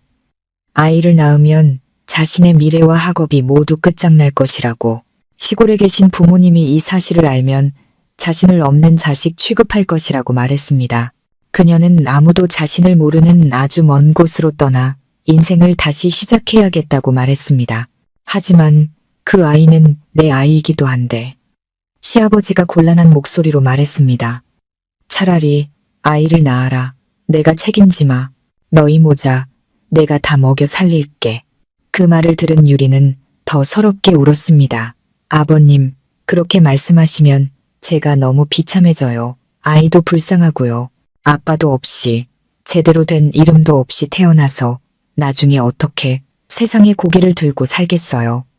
저도 아직 너무 젊은데 평생 미혼모로 살 수는 없잖아요. 저와 아이를 불쌍히 여기신다면 그냥 저를 보내주세요. 그녀의 연극은 시아버지의 심리를 정확히 파고들었습니다. 그는 책임져야 한다는 두려움과 죄책감을 동시에 느꼈습니다. 마침내 그는 떨리는 목소리로 물었습니다. 그럼 이제 어떻게 하고 싶으냐? 바로 그 순간을 기다렸다는 듯 유리는 여전히 가련한 목소리로 자신의 목적을 말하기 시작했습니다. 저도 잘 모르겠어요. 그냥 작은 돈, 작은 자본금이라도 있었으면 좋겠어요. 남쪽 지방으로 내려가서 아이도 지우고 작은 장사라도 시작해서 살아갈 수 있도록요. 더 이상 아버님께 짐이 되고 싶지 않아요. 얼마나 필요하냐? 시아버지가 물었습니다. 유리는 잠시 침묵하더니 숫자를 말했습니다. 퇴직 공무원인 시아버지가 듣기에는 충격적일 만큼 큰 액수였습니다. 아마 3억 원 정도는 있어야 할 것 같아요. 3억 원. 그것은 시아버지가 평생 모은 노후, 자금의 거의 전부였습니다. 그는 잠시 말을 잃었지만 젊은 여자의 뺨을 타고 흐르는 눈물과 점점 불러오는 듯한 그녀의 배를 보자 두려움과 죄책감이 모든 것을 압도했습니다. 만약 요구를 들어주지 않으면 유리가 모든 것을 폭로할까봐 두려웠습니다. 평생 쌓아온 명예와 위신이 한순간에 무너질 것이었습니다. 결국 그는 이를 악물고 고개를 끄덕였습니다. 알았다. 내가 마련해 보마. 며칠만 시간을 다오. 이 모든 대화와 연극은 제가 설치한 녹음기에 고스란히 담겼습니다. 저는 그들이 자주 만나 대화를 나누는 거실에 또 다른 녹음기를 몰래 설치해 두었기 때문입니다. 음모의 시작부터 계획, 그리고 사기꾼의 마지막 행동까지 저는 모든 것을 손에 넣었습니다. 한편 집에서는 시어머니가 자신의 발밑에서 벌어지고 있는 거대한 음모를 전혀 눈치채지 못하고 있었습니다. 그녀는 여전히 기쁨과 승리감에 도취해 있었습니다. 눈의 가시 같은 며느리인 저를 처리할 때가 왔다고 믿었죠. 그녀는 저를 하루빨리 집에서 내쫓고 예쁘고 싹싹한 데다 곧 대를 이어줄 손주까지 낳아줄 새며느리를 맞이할 준비를 하고 있었습니다. 그녀는 가족회의를 열기로 결정했습니다. 온 친척들 앞에서 공개적으로 저를 단죄하고 모욕하기 위한 진짜 재판을요. 그녀는 제가 가장 굴욕적이고 비참하게 떠나길 바랐습니다. 그녀는 자신이 공들여 준비한 그 재판이 바로 제가 그 가족의 연극에 막을 내리게 할 가장 완벽한 무대가 될 것이라고는 꿈에도 상상하지 못했습니다. 그녀는 고모, 삼촌부터 사촌들까지 친척 한 사람에게 전화를 걸기 시작했습니다. 이야기를 부풀리는 것도 잊지 않았습니다. 멍청하고 애도 못 낳는 데다 병적인 질투심까지 가진 며느리 때문에 자신이 얼마나 고통받고 있는지 하소연했습니다. 그녀는 저를 가정을 파괴하는 악마처럼 묘사했습니다. 친척들의 집단적인 압박과 비난을 통해 저를 더 이상 물러설 곳 없는 벼랑 끝으로 몰아넣고 싶었던 것입니다. 저는 이 모든 것을 알았지만 침묵을 지켰습니다. 도살장에 끌려가기 직전의 어린 양처럼 저는 제 역할을 충실히 연기했습니다. 저는 묵묵히 집을 청소하며 운명의 그 가족회의를 준비했습니다. 저는 그날이 최후의 심판일이 될 것을 알았습니다.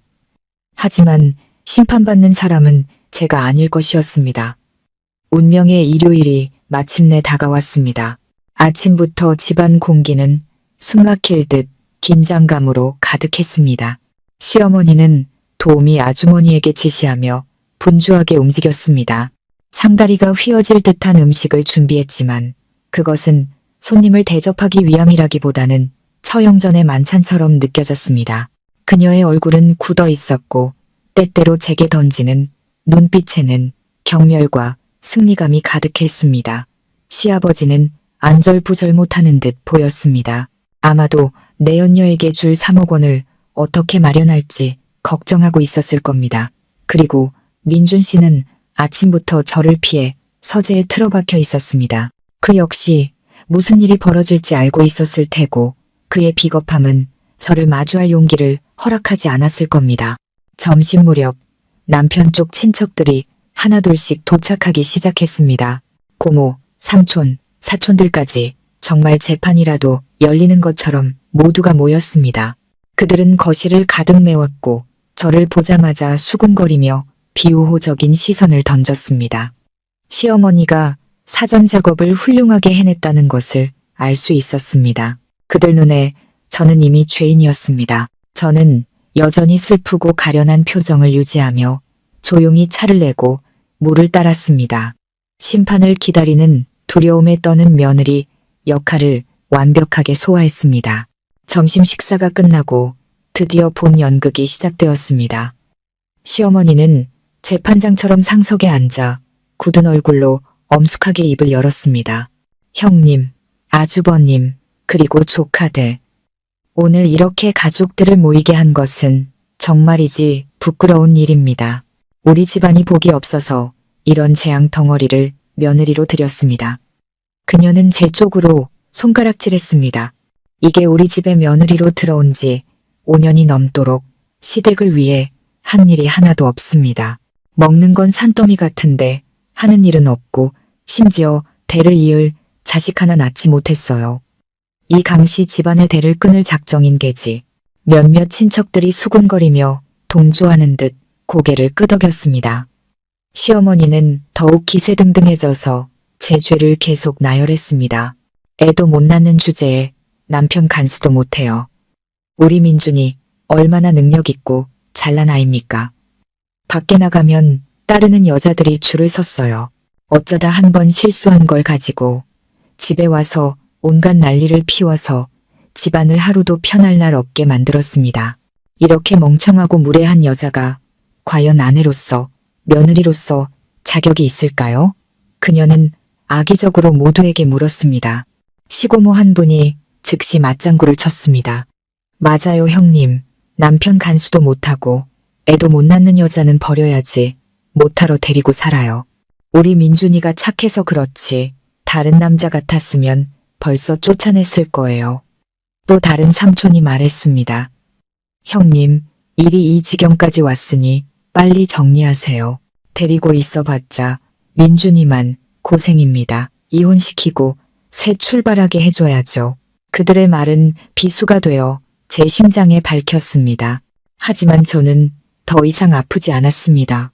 소위 가족이라는 이들의 모습이 우스울 뿐이었습니다.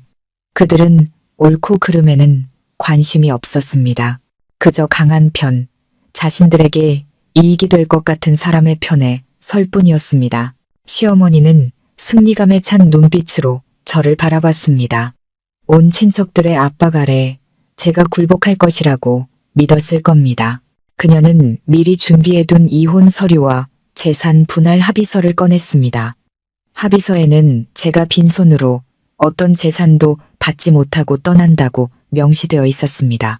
그녀는 그것을 제 앞 테이블에 던졌습니다. 여기 도장 찍어. 그녀가 명령했습니다. 도장 찍고 이 집에서 당장 꺼져. 우리 집안 사람들 눈 더럽히지 말고. 모든 시선이 제게 쏠렸습니다. 그들은 기다리고 있었습니다. 저의 붕괴를, 제가 울고불고 매달리기를. 민준 씨는 옆에 앉아 고개를 푹 숙인 채 한마디도 하지 못했습니다. 시아버지는 여전히 근엄한 표정으로 어떤 감정도 드러내지 않았습니다. 그 역시 이 연극이 끝나기만을 기다리고 있었습니다. 저는 깊은 숨을 들이쉬었습니다. 이제 때가 되었습니다. 벨벳 커튼이 내려와야 할 시간. 저는 천천히 고개를 들어 시어머니의 얼굴을 똑바로 쳐다본 후 방 안에 있는 모든 사람들을 둘러보았습니다. 더 이상 두렵지 않았습니다. 제 눈빛은 무서울 정도로 평온하고 차가웠습니다. 저는 펜을 드는 대신 주머니에서 천천히 휴대폰을 꺼냈습니다. 도장은 찍을게요. 제 목소리는 맑고 또렷하게 쥐 죽은 듯 조용한 거실에 울려 퍼졌습니다. 하지만 도장을 찍기 전에 어머님과 여기 계신 모든 분들께 보여드리고 싶은 게 좀 있습니다. 아마 이걸 보고 나시면 누가 정말 잘못했고 누가 이 집에 있을 자격이 없는 사람인지 더 잘 아시게 될 거예요. 저의 예상치 못한 침착함에 방 안의 모든 사람들이 얼어붙었습니다. 시어머니는 의심스러운 눈초리로 저를 쏘아보며 미간을 찌푸렸습니다. 도살 직전의 어린 양 같던 제가 이렇게 담담한 태도를 보일 줄은 몰랐을 겁니다. 너 또 무슨 수작을 부리려는 게냐? 그녀가 소리쳤습니다. 볼 게 있다는 이 뭐니? 할 말 있으면 빨리 해. 사람들 시간 뺏지 말고. 저는 아무 말 없이 제 휴대폰을 거실의 대형 스마트 TV에 연결했습니다. TV 화면이 켜지자 모든 사람의 시선이 그곳으로 쏠렸습니다. 친척 어른들, 그리고 어머님. 어머님은 제가 남편 하나 간수 못한 실패한 아내라고 하셨죠. 그럼 지금부터 어머님의 금지옥엽 같은 아드님, 이 집안의 자랑스러운 조카가 그동안 저를 어떻게 대해왔는지 보여드리겠습니다. 제가 플레이 버튼을 눌렀습니다. 첫 번째 영상이 나타났습니다. 어두운 바에서 민준 씨와 유리가 서로를 뜨겁게 껴안고 입을 맞추는 장면이었습니다.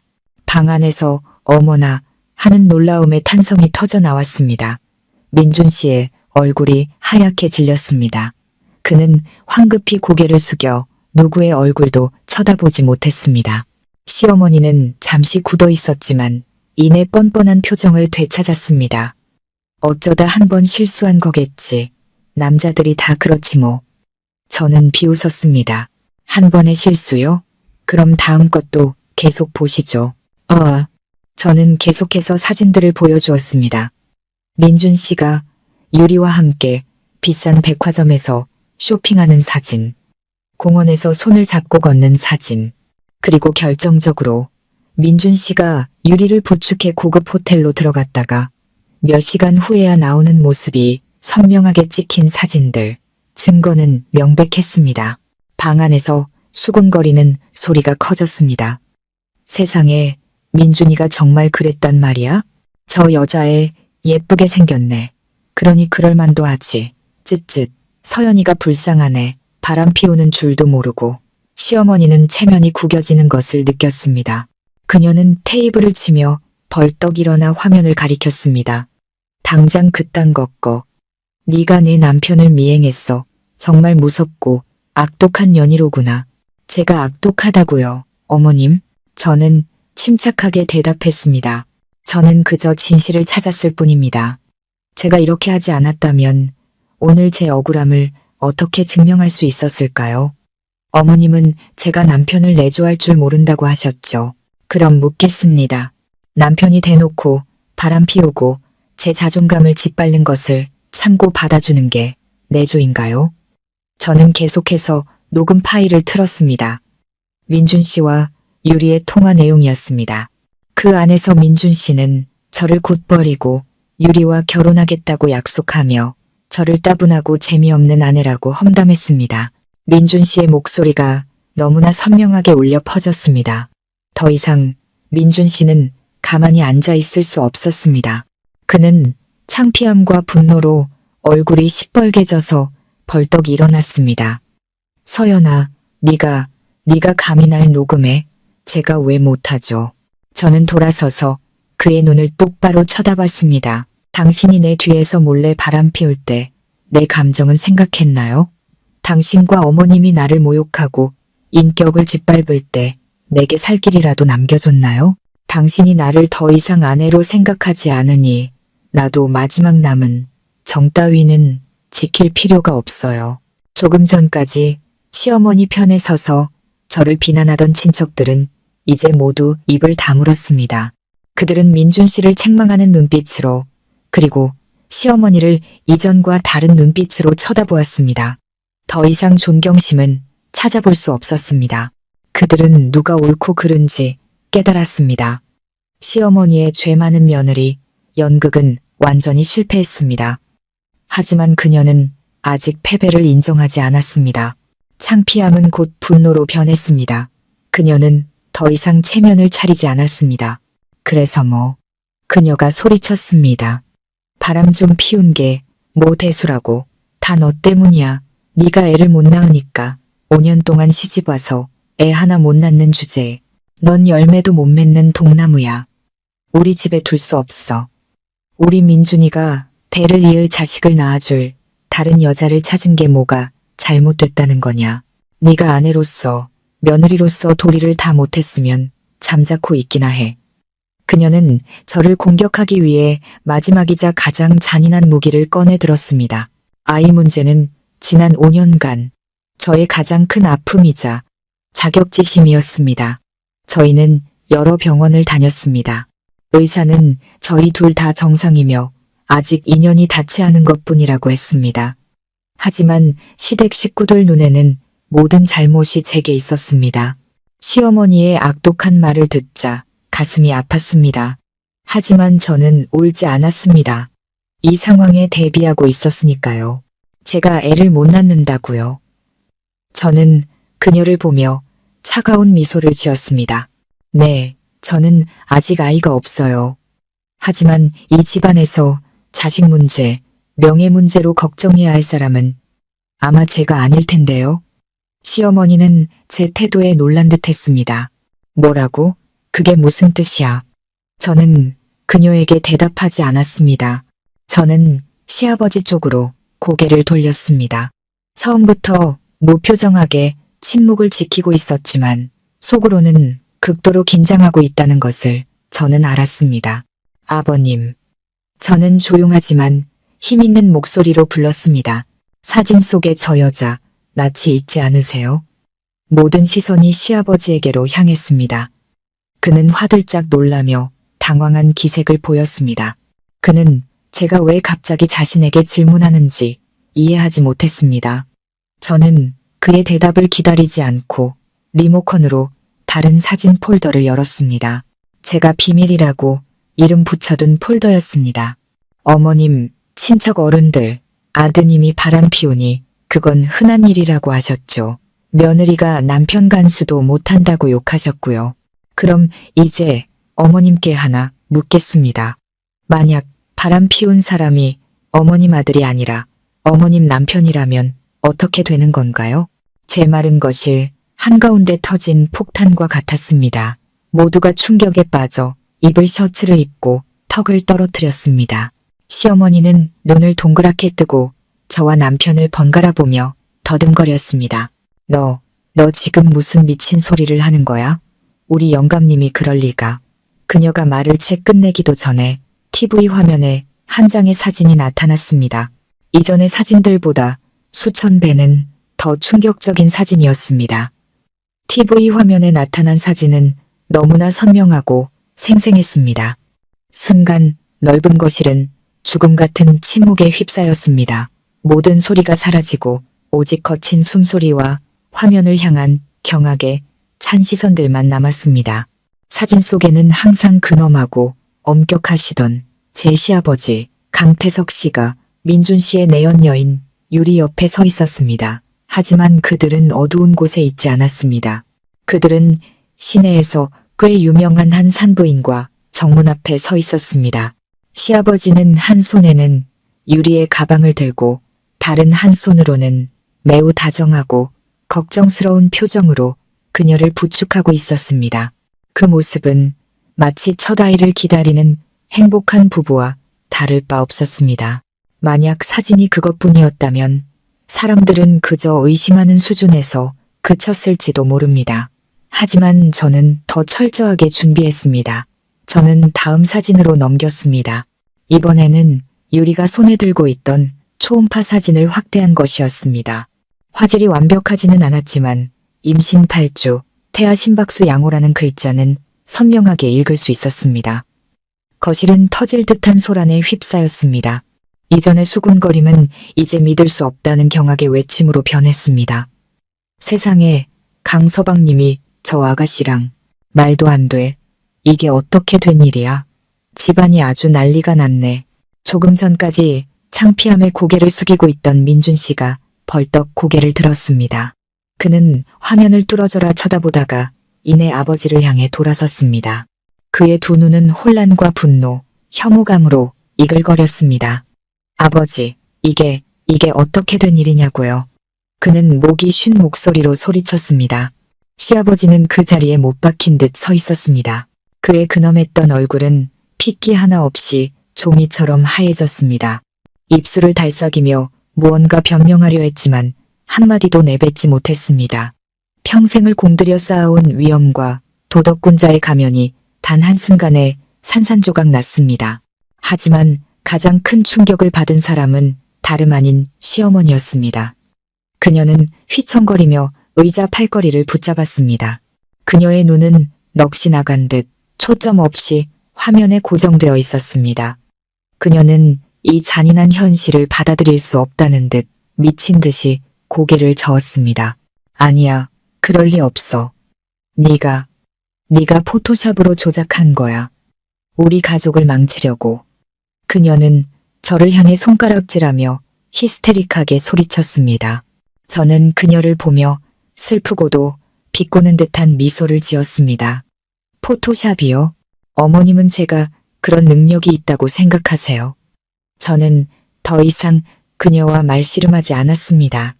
리모컨을 들고 침착하게 동영상으로 전환했습니다. 그것은 제가 호텔 복도에서 찍은 짧은 영상이었습니다. TV 화면에는 시아버지와 유리가 한 객실에서 나와 시아버지가 그녀에게 다정하게 입을 맞추는 장면이 담겨 있었습니다. 영상은 짧았지만 더 이상 부인할 수 없는 증거였습니다. 그것은 시아버지와 시어머니의 마지막 변명의 희망까지 모두 꺼트려 버렸습니다. 보셨어요, 어머님? 저는 차갑고 단조로운 목소리로 말했습니다. 어머님 아들이 바람 피우고 남편도 바람 피웠네요. 더 기가 막힌 건 두 사람이 같은 여자와 바람을 피웠다는 사실이죠. 이게 어머님이 항상 자랑하시던 예의 바른 명문가의 모습인가요? 어머님, 저더러 멍청해서 남편 하나 간수 못한다고 욕하셨죠. 저는 시어머니의 눈을 똑바로 쳐다보며 얼음장처럼 차가운 목소리로 말했습니다. 그럼 이제 제게 비법 좀 알려주시겠어요? 남편이 황혼의 나이에도 밖에 나가 젊은 여자를 임신시키는 걸 어떻게 간수해야 하는 건가요? 아버지와 아들이 한 여자를 공유하는 이런 가정을 어떻게 지켜야 하는 건가요? 어머님, 가르쳐 주세요. 귀 기울여 듣겠습니다. 제 질문들은 하나하나가 시어머니의 뺨을 후려치는 따귀와 같았습니다. 그녀는 더 이상 소리치지 못했습니다. 그저 그 자리에 서서 온몸을 부들부들 떨며 얼굴이 파랗게 질렸다가 하얗게 변하기를 반복했습니다. 그녀의 오만함과 거만함은 사라지고 오직 참담한 굴욕감만이 남았습니다. 그녀는 몇 마디 웅얼거리더니 두 눈을 뒤집고는 그대로 바닥에 쓰러졌습니다. 엄마, 민준 씨가 비명을 지르며 황급히 달려가 그녀를 부축했습니다. 거실은 순식간에 아수라장이 되었습니다. 사람들이 시어머니 주위로 몰려들었습니다. 누군가는 구급차를 불렀고 누군가는 청심환을 찾았습니다. 저를 심판하기 위해 열린 가족회의는 이제 그들 가족의 진짜 비극이 되었습니다. 저는 그 혼란스러운 광경을 바라보며 마음속에 어떤 미동도 느끼지 않았습니다. 통쾌하지도 기쁘지도 않았습니다. 그저 끝없는 피로감과 환멸감만이 느껴졌습니다. 거짓과 탐욕으로 가득 찬 한 가족이 스스로를 파멸시킨 것이었습니다. 저는 조용히 제 짐을 챙겨 그 방을 나섰습니다. 등 뒤로 혼돈과 붕괴 직전에 한 가족을 남겨두고 이제부터 제 인생은 그들과 아무런 관련이 없을 것이라는 것을 알았습니다. 마지막 연극의 막이 내렸고 저는 불쌍한 조연에서 저만의 방식으로 연극의 결말을 짓는 감독이 되었습니다. 그 집의 대문을 나서며 저는 바깥 공기를 깊게 들이마셨습니다. 그날의 하늘은 유난히 맑고 높았습니다. 마치 수년간 저를 짓눌러왔던 무거운 짐을 벗어 던진 기분이었습니다. 이상할 정도로 마음이 가벼웠습니다. 멀리서 들려오는 구급차 사이렌 소리가 시끄럽고 급하게 울려 퍼졌습니다. 마치 명문가의 가면을 쓴 한 가족의 몰락을 알리는 애처로운 장송곡처럼 저는 뒤돌아보지 않았습니다. 집안의 일은 더 이상 제 소관이 아니었습니다. 저는 택시를 타고 곧장 친정으로 향했습니다. 저를 보자마자 어머니가 달려나와 저를 꼭 껴안아 주셨습니다. 어머니는 아무것도 묻지 않으시고 그저 제 등을 가볍게 토닥여 주셨습니다. 다 끝났지? 고생 많았다, 우리 딸. 저는 어머니의 어깨에 얼굴을 묻었습니다. 그동안 억지로 버텨왔던 모든 긴장이 풀리면서 처음으로 마음껏 울음을 터뜨렸습니다. 하지만 이것은 굴욕이나 고통의 눈물이 아니었습니다.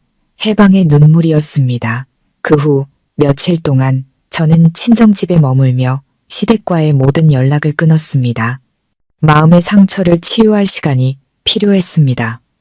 어머니도 무슨 일이 있었는지 자세히 묻지 않으셨습니다.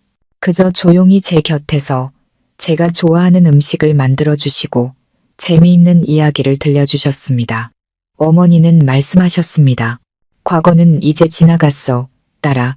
중요한 건 현재와 미래를 위해 사는 거야.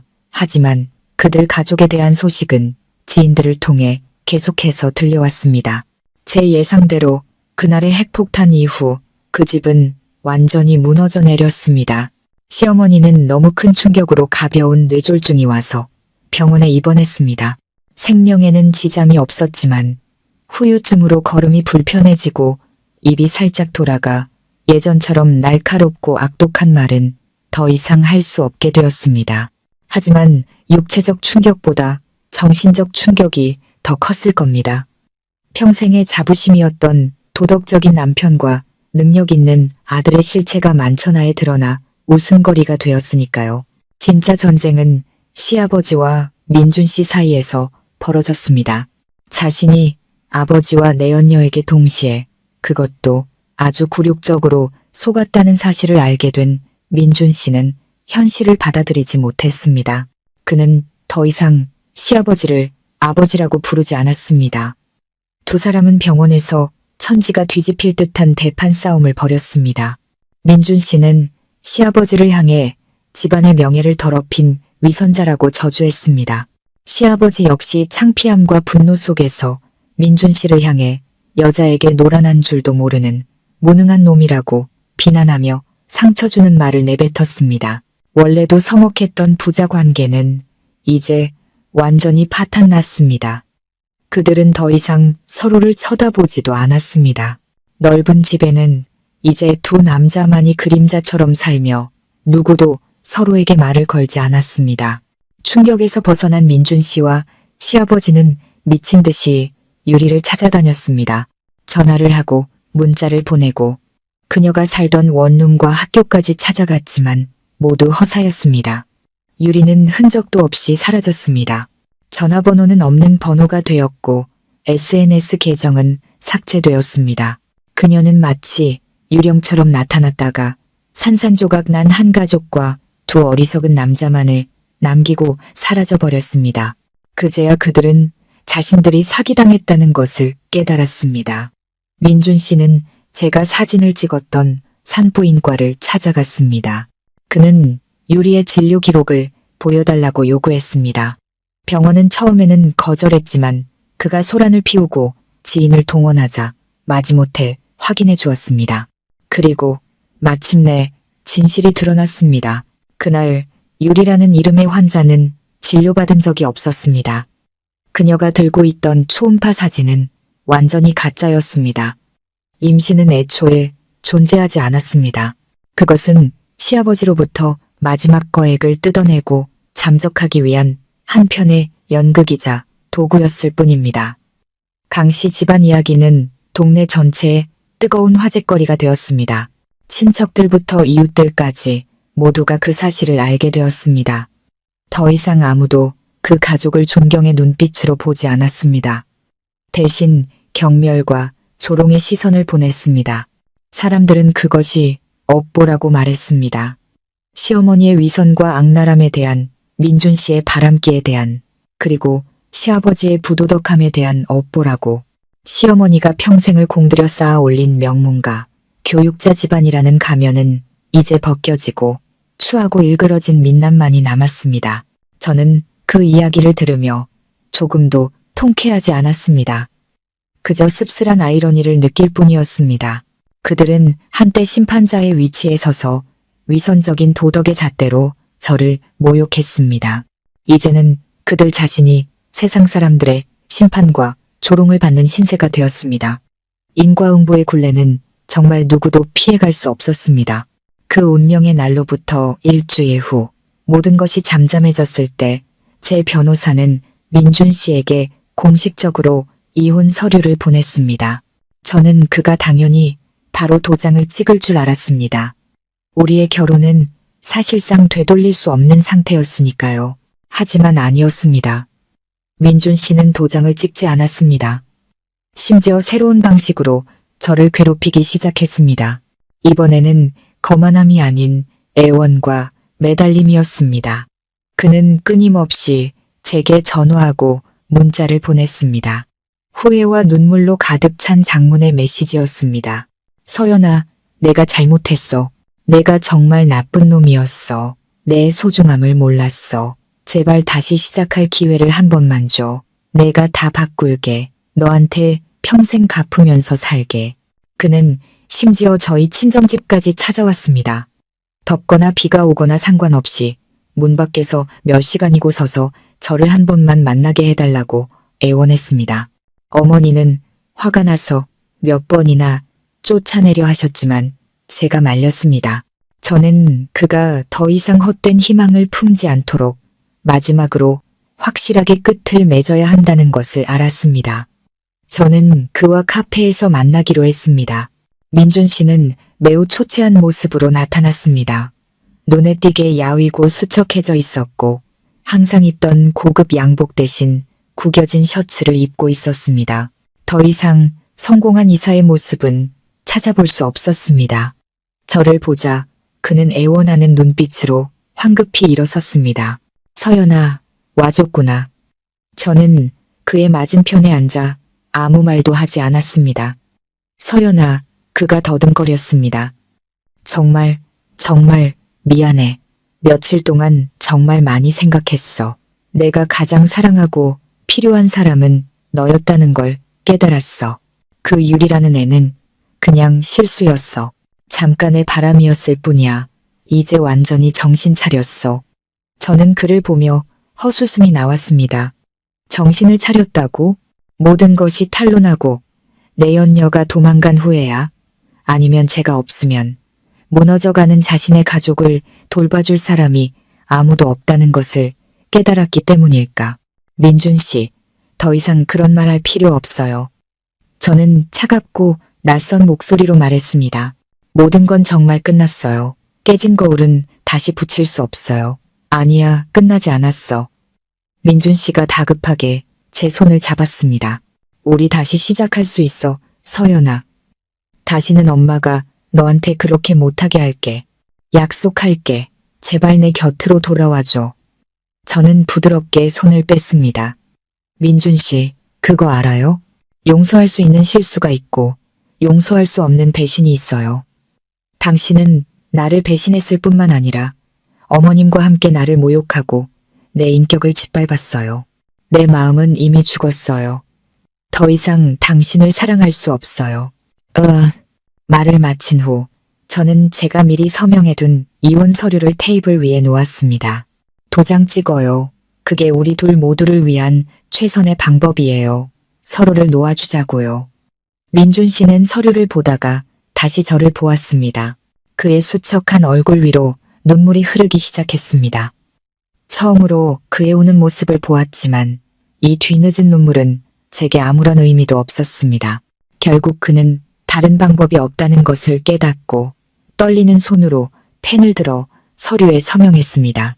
민준 씨와의 일을 해결한 후 저는 시어머니와 재산 문제로 힘든 법적 다툼을 해야 할 것이라고 생각했습니다. 하지만 저는 또 틀렸습니다. 그 충격 이후 시어머니는 완전히 무너져 내렸습니다. 그녀는 더 이상 재산을 놓고 다툴 기력조차 없었습니다. 그녀는 큰 집을 팔아 법에 따라 제게 절반을 나누어 주었고 나머지 절반은 자신의 노후와 민준 씨를 위해 남겨두었습니다. 그녀는 더 이상 욕을 하거나 악담을 퍼붓지 않았습니다. 말이 없고 침울한 사람이 되었습니다. 가끔 사람들이 그녀가 현관에 혼자 앉아 멍한 눈빛으로 허공을 응시하는 모습을 보았다고 했습니다. 아마도 그 고독한 순간에 그녀는 자신이 저지른 일에 대한 고통과 후회를 곱씹고 있었을 겁니다. 그녀의 오만함과 독선에 대한 대가는 가족의 붕괴와 황혼의 고독이었습니다. 제가 마지막으로 마주해야 할 사람은 시아버지였습니다. 그는 제게 먼저 전화를 걸어 산속의 조용한 절에서 만나자고 했습니다. 저는 동의했습니다. 증오심 때문이 아니라 호기심 때문이었습니다. 그와 같은 사람이 왜 그렇게 타락했는지 그 이유를 알고 싶었습니다. 시아버지는 10년은 늙어 보였습니다. 머리는 하얗게 새었고 등은 굽어 있었습니다. 예전의 근엄하고 도덕적인 모습은 온데간데 없고 피로와 고통에 찌든 모습만이 남아 있었습니다. 안거라. 그가 쉰 목소리로 말했습니다. 우리는 사찰의 고요한 공간 속에서 마주 앉았습니다. 내가 미안하다. 그가 힘겹게 입을 열었습니다.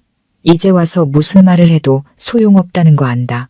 내가 용서받지 못할 죄를 지었다. 너를 힘들게 하고 가족 모두를 힘들게 했어.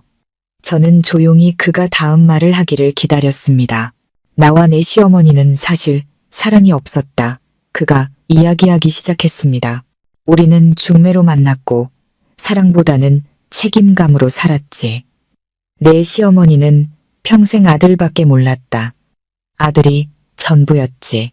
나는 그저 집안의 그림자일 뿐이었다. 수십 년을 외롭게 살았어. 그러다 그 유리라는 아이를 만났지. 그가 한숨을 쉬었습니다. 그 아이는 내게 관심을 주고 내 이야기를 들어주었다. 내가 아주 오래전에 잃어버렸던 감정이었지. 내가 눈이 멀었었다. 어리석었어. 스스로를 속이다가 결국 돌이킬 수 없는 죄를 짓고 말았다.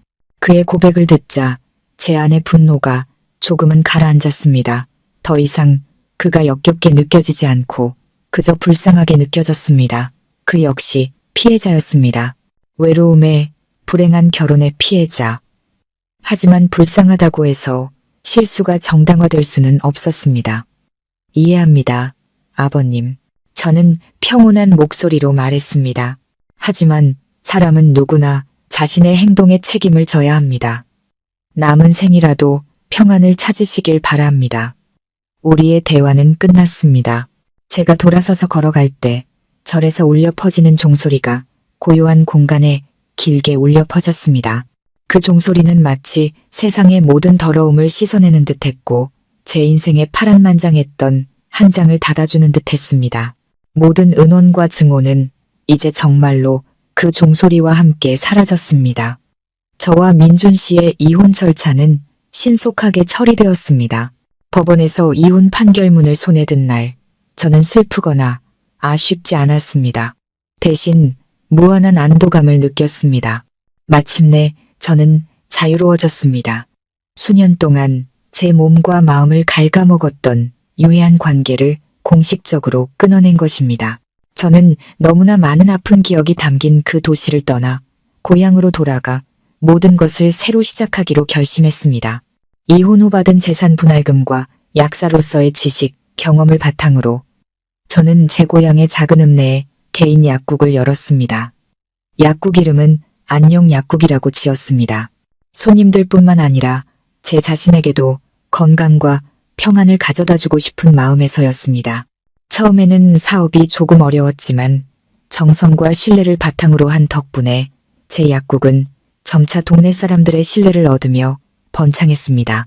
저는 단순히 약을 파는 것뿐만 아니라 특히 홀로 계신 어르신들을 위해 무료로 건강 상담을 해드리는데 시간을 보냈습니다. 저는 이래서 다른 사람을 돕는 것에서 기쁨과 의미를 찾았습니다. 저는 더 이상 과거에 유약하고 순종적이었던 서연이가 아니었습니다. 저는 독립적이고 주체적이며 강인한 여성이 되었습니다. 스스로 돈을 벌고 누구에게도 의지하지 않고 제 삶을 결정했습니다.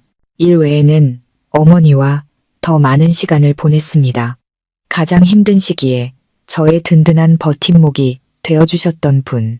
우리는 함께 작은 텃밭을 가꾸고 따뜻한 밥을 지어 먹었습니다. 어머니의 행복한 미소를 보며 제 결정이 완전히 옳았다는 것을 알았습니다. 가끔 전 남편 가족에 대한 소식을 듣기도 했습니다. 제가 떠난 후 그들의 삶은 길고 암울한 나날의 연속이었습니다. 민준 씨는 이혼 후 큰 재산을 잃고 아버지에 대한 충격까지 더해져 무기력하고 방탕한 생활에 빠졌습니다. 그는 더 이상 일할 의욕을 잃고 매일같이 술로 시름을 달랬습니다. 사업은 기울었고 그의 이사자리도 다른 사람으로 대체되었습니다. 성공한 남자에서 그는 목적 없이 방황하는 실패자가 되었습니다. 시어머니는 건강이 점점 더 나빠졌습니다. 뇌졸중 후유증으로 거동이 불편해진 데다 가족이 무너지고 아들이 망가진 것에 대한 슬픔으로 10년은 더 늙어 보였습니다. 그녀는 더 이상 외출하지 않고 집안에만 머물며 고독과 후회 속에서 살았습니다. 그리고 시아버지는 모든 것이 탄로난 후 집을 나와 따로 살기 시작했습니다. 그는 옛집을 팔고 작은 아파트로 이사했습니다. 아내와 아들 모두와 연락을 끊었습니다. 남은 시간의 대부분을 절에 다니고 봉사활동을 하며 자신의 죄를 참여하는 방식으로 보낸다고 들었습니다. 한때 부유하고 모범적이라고 여겨졌던 한 가족은 이제 뿔뿔이 흩어져 각자의 고통과 가책 속에서 살아가고 있었습니다. 저는 그 이야기를 들으며 조금도 통쾌하지 않았습니다. 그저 공허하고 슬픈 마음이 들 뿐이었습니다. 만약 그들이 가진 것을 소중히 여길 줄 알았다면, 만약 그들이 서로를 더 진심으로 사랑했다면 아마 비극은 일어나지 않았을 겁니다. 하지만 인생에는 만약이란 없습니다. 사람은 누구나 자신의 선택과 행동에 스스로 책임을 져야 합니다. 어느 날 오후 제가 약국 문을 닫으려 할 때 예상치 못한 손님이 나타났습니다. 민준 씨였습니다. 그는 마지막으로 보았을 때보다 훨씬 더 초췌해 보였습니다. 옷은 구겨져 있었고 수염은 덥수룩했으며 몸에서는 진한 술 냄새가 났습니다. 그는 제 앞에 서서 피곤하고 애원하는 눈빛으로 저를 바라보았습니다. 서연아, 너 찾으러 왔어. 저는 그를 평온한 마음으로 바라보았습니다. 나한테 무슨 볼일 있어요? 나 너한테 사과하고 싶어서. 그가 쉰 목소리로 말했습니다. 그리고 다시 돌아와 달라고 부탁하고 싶어서. 내가 자격 없는 거 알아. 하지만 정말 너 없이는 못 살겠어. 너를 잃고 나서야 네가 나한테 얼마나 소중했는지 알았어. 저는 한참 동안 침묵하다가 부드럽게 고개를 저었습니다. 민준 씨, 너무 늦었어요. 지금의 나는 예전의 내가 아니에요. 나에겐 나만의 삶이 있고 아주 잘 지내고 있어요. 당신도 그랬으면 좋겠어요. 과거는 잊고 새 인생을 살아요. 그게 우리들 모두를 위한 최선의 방법이에요. 말을 마친 후 저는 돌아서서 약국의 셔터를 내렸습니다. 서서히 지는 노을 속에 그를 홀로 남겨두고 저는 더 이상 그를 미워하지도 사랑하지도 않았습니다. 제게 그는 그저 스쳐 지나간 사람, 과거에 속한 슬픈 기억일 뿐이었습니다. 우리의 관계는 이 순간 온전한 마침표를 찍었습니다. 저는 제 앞에 새로운 길, 새로운 삶이 기다리고 있다는 것을 알았습니다. 그 후 제 삶은 평온하고 안정된 나날의 연속이었습니다. 안녕 약국은 나날이 번창했습니다. 저는 직원을 더 고용하고 지역 사회를 위한 건강 상담 서비스도 확대했습니다. 이래서 기쁨을 찾았을 뿐만 아니라 삶의 균형도 찾았습니다. 요가 클럽에 가입하고 꽃꽂이를 배우고 어머니와 함께 여행을 다녔습니다. 세상이 얼마나 넓고 아름다운지 깨달았습니다. 한 여자의 행복은 어떤 남자에 의해 결정되는 것이 아니라 독립성, 주체성, 그리고 자기 자신을 사랑하는 능력에 달려 있다는 것을요. 자신의 가치를 소중히 여길 때 행복은 저절로 찾아오는 법입니다. 그리고 정말로 행복은 제게 예기치 않게 찾아왔습니다. 제 약국에서 주최한 오지 의료 봉사활동에서 저는 그를 만났습니다. 준수 씨라는 이름의 봉사 의사였습니다. 그는 민준 씨처럼 잘생기거나 화려하지 않았지만 그에게서는 온화하고 진실된 분위기와 따뜻한 마음이 느껴졌습니다.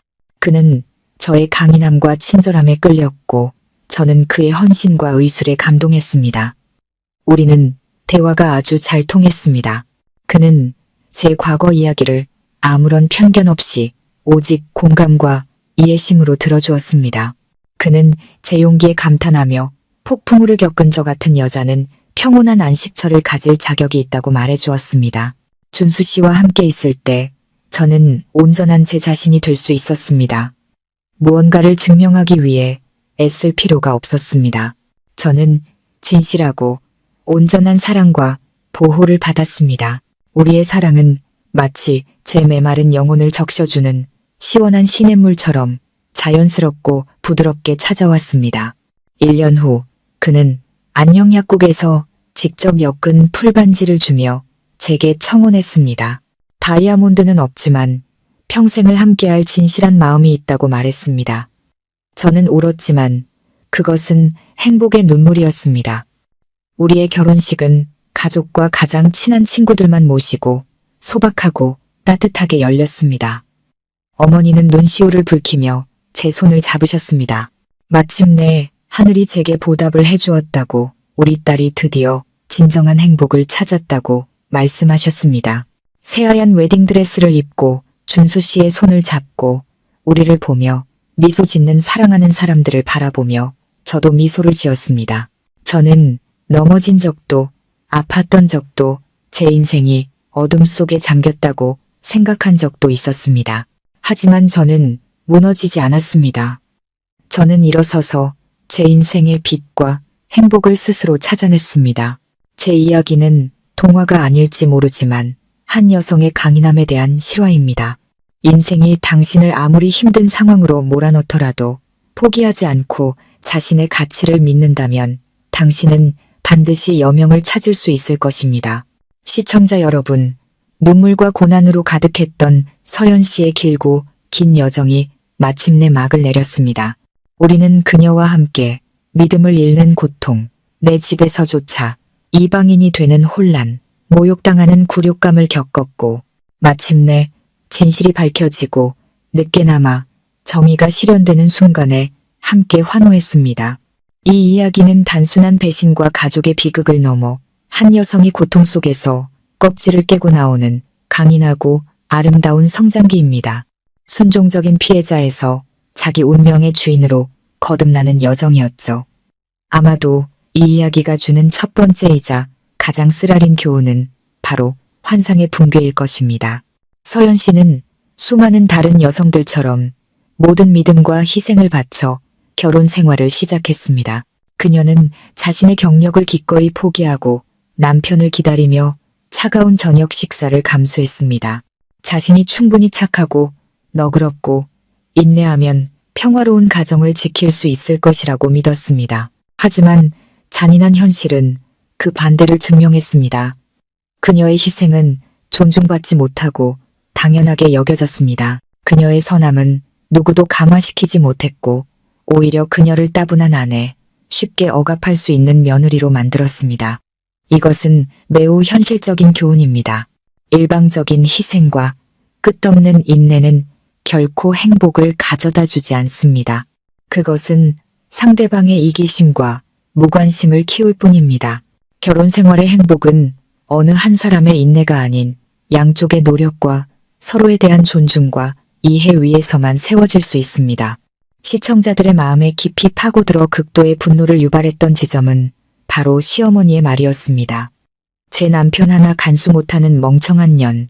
이 말은 단순히 악독한 시어머니의 꾸짖음이 아니라 우리 사회에 여전히 존재하는 유해한 사상을 대변합니다. 바로 피해자, 특히 여성에게 책임을 전가하는 사상입니다. 왜 남자가 바람을 피우면 가장 먼저 비난받고 심판받는 사람이 그의 아내가 되어야 할까요? 왜 사람들은 충실의 맹세를 저버린 사람을 비난하는 대신 아내가 뭘 잘못했길래 남편이 다른 여자를 찾았을까? 라고 질문할까요? 시어머니의 말은 서연 씨에게 상처를 입혔을 뿐만 아니라 그녀의 모든 인격과 가치를 부정하는 잔인한 칼날이었습니다. 그것은 그녀를 불쌍한 피해자에서 죄인으로 둔갑시켰습니다. 그리고 여기서 우리가 얻는 깊은 교훈은 이것입니다. 가장 가까운 사람일지라도 그 누구에게도 당신의 명예와 자존감을 짓밟을 권리를 주지 마십시오. 당신이 상처받았을 때 당신은 멍청한 것이 아닙니다. 유일한 잘못은 상처를 준 그 사람에게 있습니다. 서연 씨가 이 말을 듣고 각성한 것은 나의 인내는 어리석음이 아니며 다른 사람이 씌우는 죄인의 역할을 결코 받아들이지 않겠다는 단호한 선언이었습니다. 그리고 가장 짙은 어둠 속에서도 항상 한 줄기 빛은 존재합니다. 서연 씨 이야기의 빛은 바로 그녀의 어머니였습니다. 딸에게 무조건 참으라고 조언하는 대신 침착하고 지혜롭게 투쟁의 길을 제시해준 어머니의 모습은 정말 가치 있는 장면이었습니다. 그녀는 딸에게 기댈 어깨뿐만 아니라 날카로운 검을 쥐어주었습니다. 눈물은 남자를 후회하게 만들지 못해 우습게 볼 뿐이지. 어머니의 이 말은 값을 매길 수 없는 교훈입니다. 위기의 순간에 우리에게 필요한 것은 감정적인 위로뿐만 아니라 냉철한 이성과 현명한 전략입니다. 절대 고통을 혼자 감당하지 마십시오. 당신을 진정으로 사랑하고 올바른 조언을 해줄 만큼 현명하고 경험 많은 사람을 찾으십시오. 때로는 전화 한 통, 시기적절한 조언 한마디가 인생 전체를 바꿀 수 있습니다. 서연 씨의 증거 수집 과정은 눈물겨운 여정이었습니다. 상상해 보십시오. 내 남편이 다른 여자와 사랑을 나누는 것을 직접 목격하고 그들의 사랑의 속삭임을 들어야 하며 매일 심장이 갈기갈기 찢기는 고통을 견뎌야 합니다. 그것은 끔찍한 고문이었지만 서연 씨는 무너지지 않았습니다. 그녀는 고통을 힘으로 바꿨습니다. 이것이 바로 피해자와 전사의 결정적인 차이입니다. 피해자는 고통에 잠식되지만 전사는 바로 그 고통을 무기로 사용합니다. 여기서의 교훈은 미행이나 염탐을 조장하는 것이 아닙니다. 불의와 거짓에 맞설 때 감정만이 아닌 이성을 사용해야 한다는 것을 상기시켜 줍니다. 증거와 진실이야말로 수만 마디의 논쟁이나 눈물보다 강력한 무기입니다. 한 여성의 강인함은 결코 울지 않는 데 있는 것이 아니라 울고 난 후에 무엇을 해야 할지 아는 데 있습니다. 그리고 이야기는 배신보다 더 깊은 비극, 더 추악하고 적나라한 진실을 드러냈습니다. 그것은 바로 그 모범적인 가족의 도덕적 기반 자체가 썩어 있었다는 것입니다. 항상 도덕군자인 척 엄격했던 아버지이자 남편인 시아버지가 아들의 내연녀와 몰래 바람을 피운다는 사실은 큰 충격이었습니다. 이것은 우리에게 쓰라린 교훈을 줍니다. 절대 겉모습만으로 사람이나 가정을 판단하지 말라는 것. 교육자 집안, 성공한 집안이라는 가면 뒤에는 추악한 비밀과 거짓으로 얽힌 관계가 숨어 있을 수 있습니다. 입만 열면 도덕을 외치는 자들이 종종 가장 비도덕적인 삶을 사는 법입니다. 시아버지와 민준 씨의 사건은 잘못된 길을 걷고 있는 모든 남성들에게 경종을 울립니다. 무책임한 바람기는 당신 자신의 행복을 파괴할 뿐만 아니라 돌이킬 수 없는 가족의 비극을 초래할 수 있습니다. 강씨 집안의 결말은 인과응보의 법칙을 명확하게 보여주는 증거입니다. 업보는 그들 모두에게 한 사람도 빠짐없이 그리고 매우 쓰라린 방식으로 찾아왔습니다. 평생을 오만하게 살아온 시어머니는 결국 병과 고독 그리고 남편과 아들의 진짜 모습이 드러나는 굴욕 속에서 살게 되었습니다. 금지옥역 같던 아들 민준 씨는 결국 아내, 내연녀, 직업, 그리고 아버지로부터의 존경까지 모든 것을 잃었습니다. 모범 공무원이었던 시아버지는 남은 생을 가책과 부끄러움 속에서 살게 되었고 비극을 뿌린 유리는 비록 큰돈을 갖고 도망쳤지만 과연 그녀가 자신이 저지른 일에 대해 평생 마음 편히 살 수 있을까요? 이 이야기는 우리 문화 깊숙이 자리한 믿음을 다시 한번 확인시켜 줍니다. 뿌린 대로 거둔다는 것. 거짓과 악행은 일시적인 이익을 가져다 줄 수 있지만 결국 치러야 할 대가는 상상 이상으로 클 것입니다. 그리고 마지막으로 가장 의미 있고 인간적인 교훈은 바로 서연 씨 인생의 마지막 장입니다. 그녀는 맹목적인 복수를 선택하지 않았습니다. 전 남편 가족의 붕괴를 보며 통쾌해하지도 않았습니다. 대신 그녀는 떠나는 길, 새로 시작하는 길을 선택했습니다. 서연 씨의 떠남은 도피가 아니라 해방이었습니다. 그녀는 유해한 관계와 가치 없는 사람들로부터 스스로를 해방시켰습니다. 그녀는 자신의 뿌리, 어머니, 그리고 사랑하는 일로 돌아갔습니다. 그녀가 연 안녕, 약국은 단순한 사업체가 아니라 평안하고 선량한 그녀의 새로운 삶의 상징이었습니다. 그리고 그녀가 자기 자신을 사랑하고 소중히 여길 줄 알게 되었을 때 새로운 사랑과 진정한 행복이 자연스럽게 그녀를 찾아왔습니다. 서연 씨의 이야기를 통해 시청자 여러분, 특히 여성분들께 깊은 메시지를 전하고 싶습니다. 당신의 가치는 남자를 붙잡고 있는지 여부에 달려있지 않습니다. 당신의 가치는 당신의 인격, 자존감, 그리고 넘어진 후에도 다시 일어서서 스스로 행복을 만들어 나가는 능력에 있습니다. 절대 그 누구도 당신을 멍청하다는 두 단어로 정의하게 두지 마십시오. 당신은 유일한 존재이며 사랑받고 존중받을 자격이 있습니다. 만약 당신이 유해한 관계 속에 있다면 용감하게 걸어 나오십시오.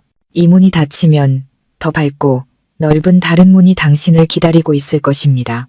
모든 폭풍우가 지나가면 하늘은 다시 맑아지고 가장 눈부신 새벽은 가장 짙은 어둠 뒤에 온다는 것을 믿으십시오. 참고로 본 이야기의 모든 인물과 사건은 허구이며 오직 교육적이고 인간적인 가치를 전달할 목적으로 창작되었습니다. 특정 개인이나 단체를 비방할 의도는 전혀 없습니다.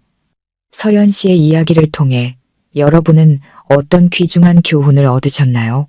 만약 여러분이 같은 상황에 처했다면 그녀처럼 강하게 행동할 수 있었을까요? 여러분의 생각과 경험을 아래 댓글로 남겨주세요. 서로 배우고 함께 더 강해질 수 있도록요. 이 이야기가 여러분의 마음에 깊은 울림을 주었다면 좋아요 버튼을 누르고 사랑하는 여성분들께 이 영상을 공유해주세요. 그리고 채널 여유로운 노후를 구독하고 알림 설정을 켜서 앞으로 이어질 감동적이고 의미 있는 이야기들을 놓치지 마세요.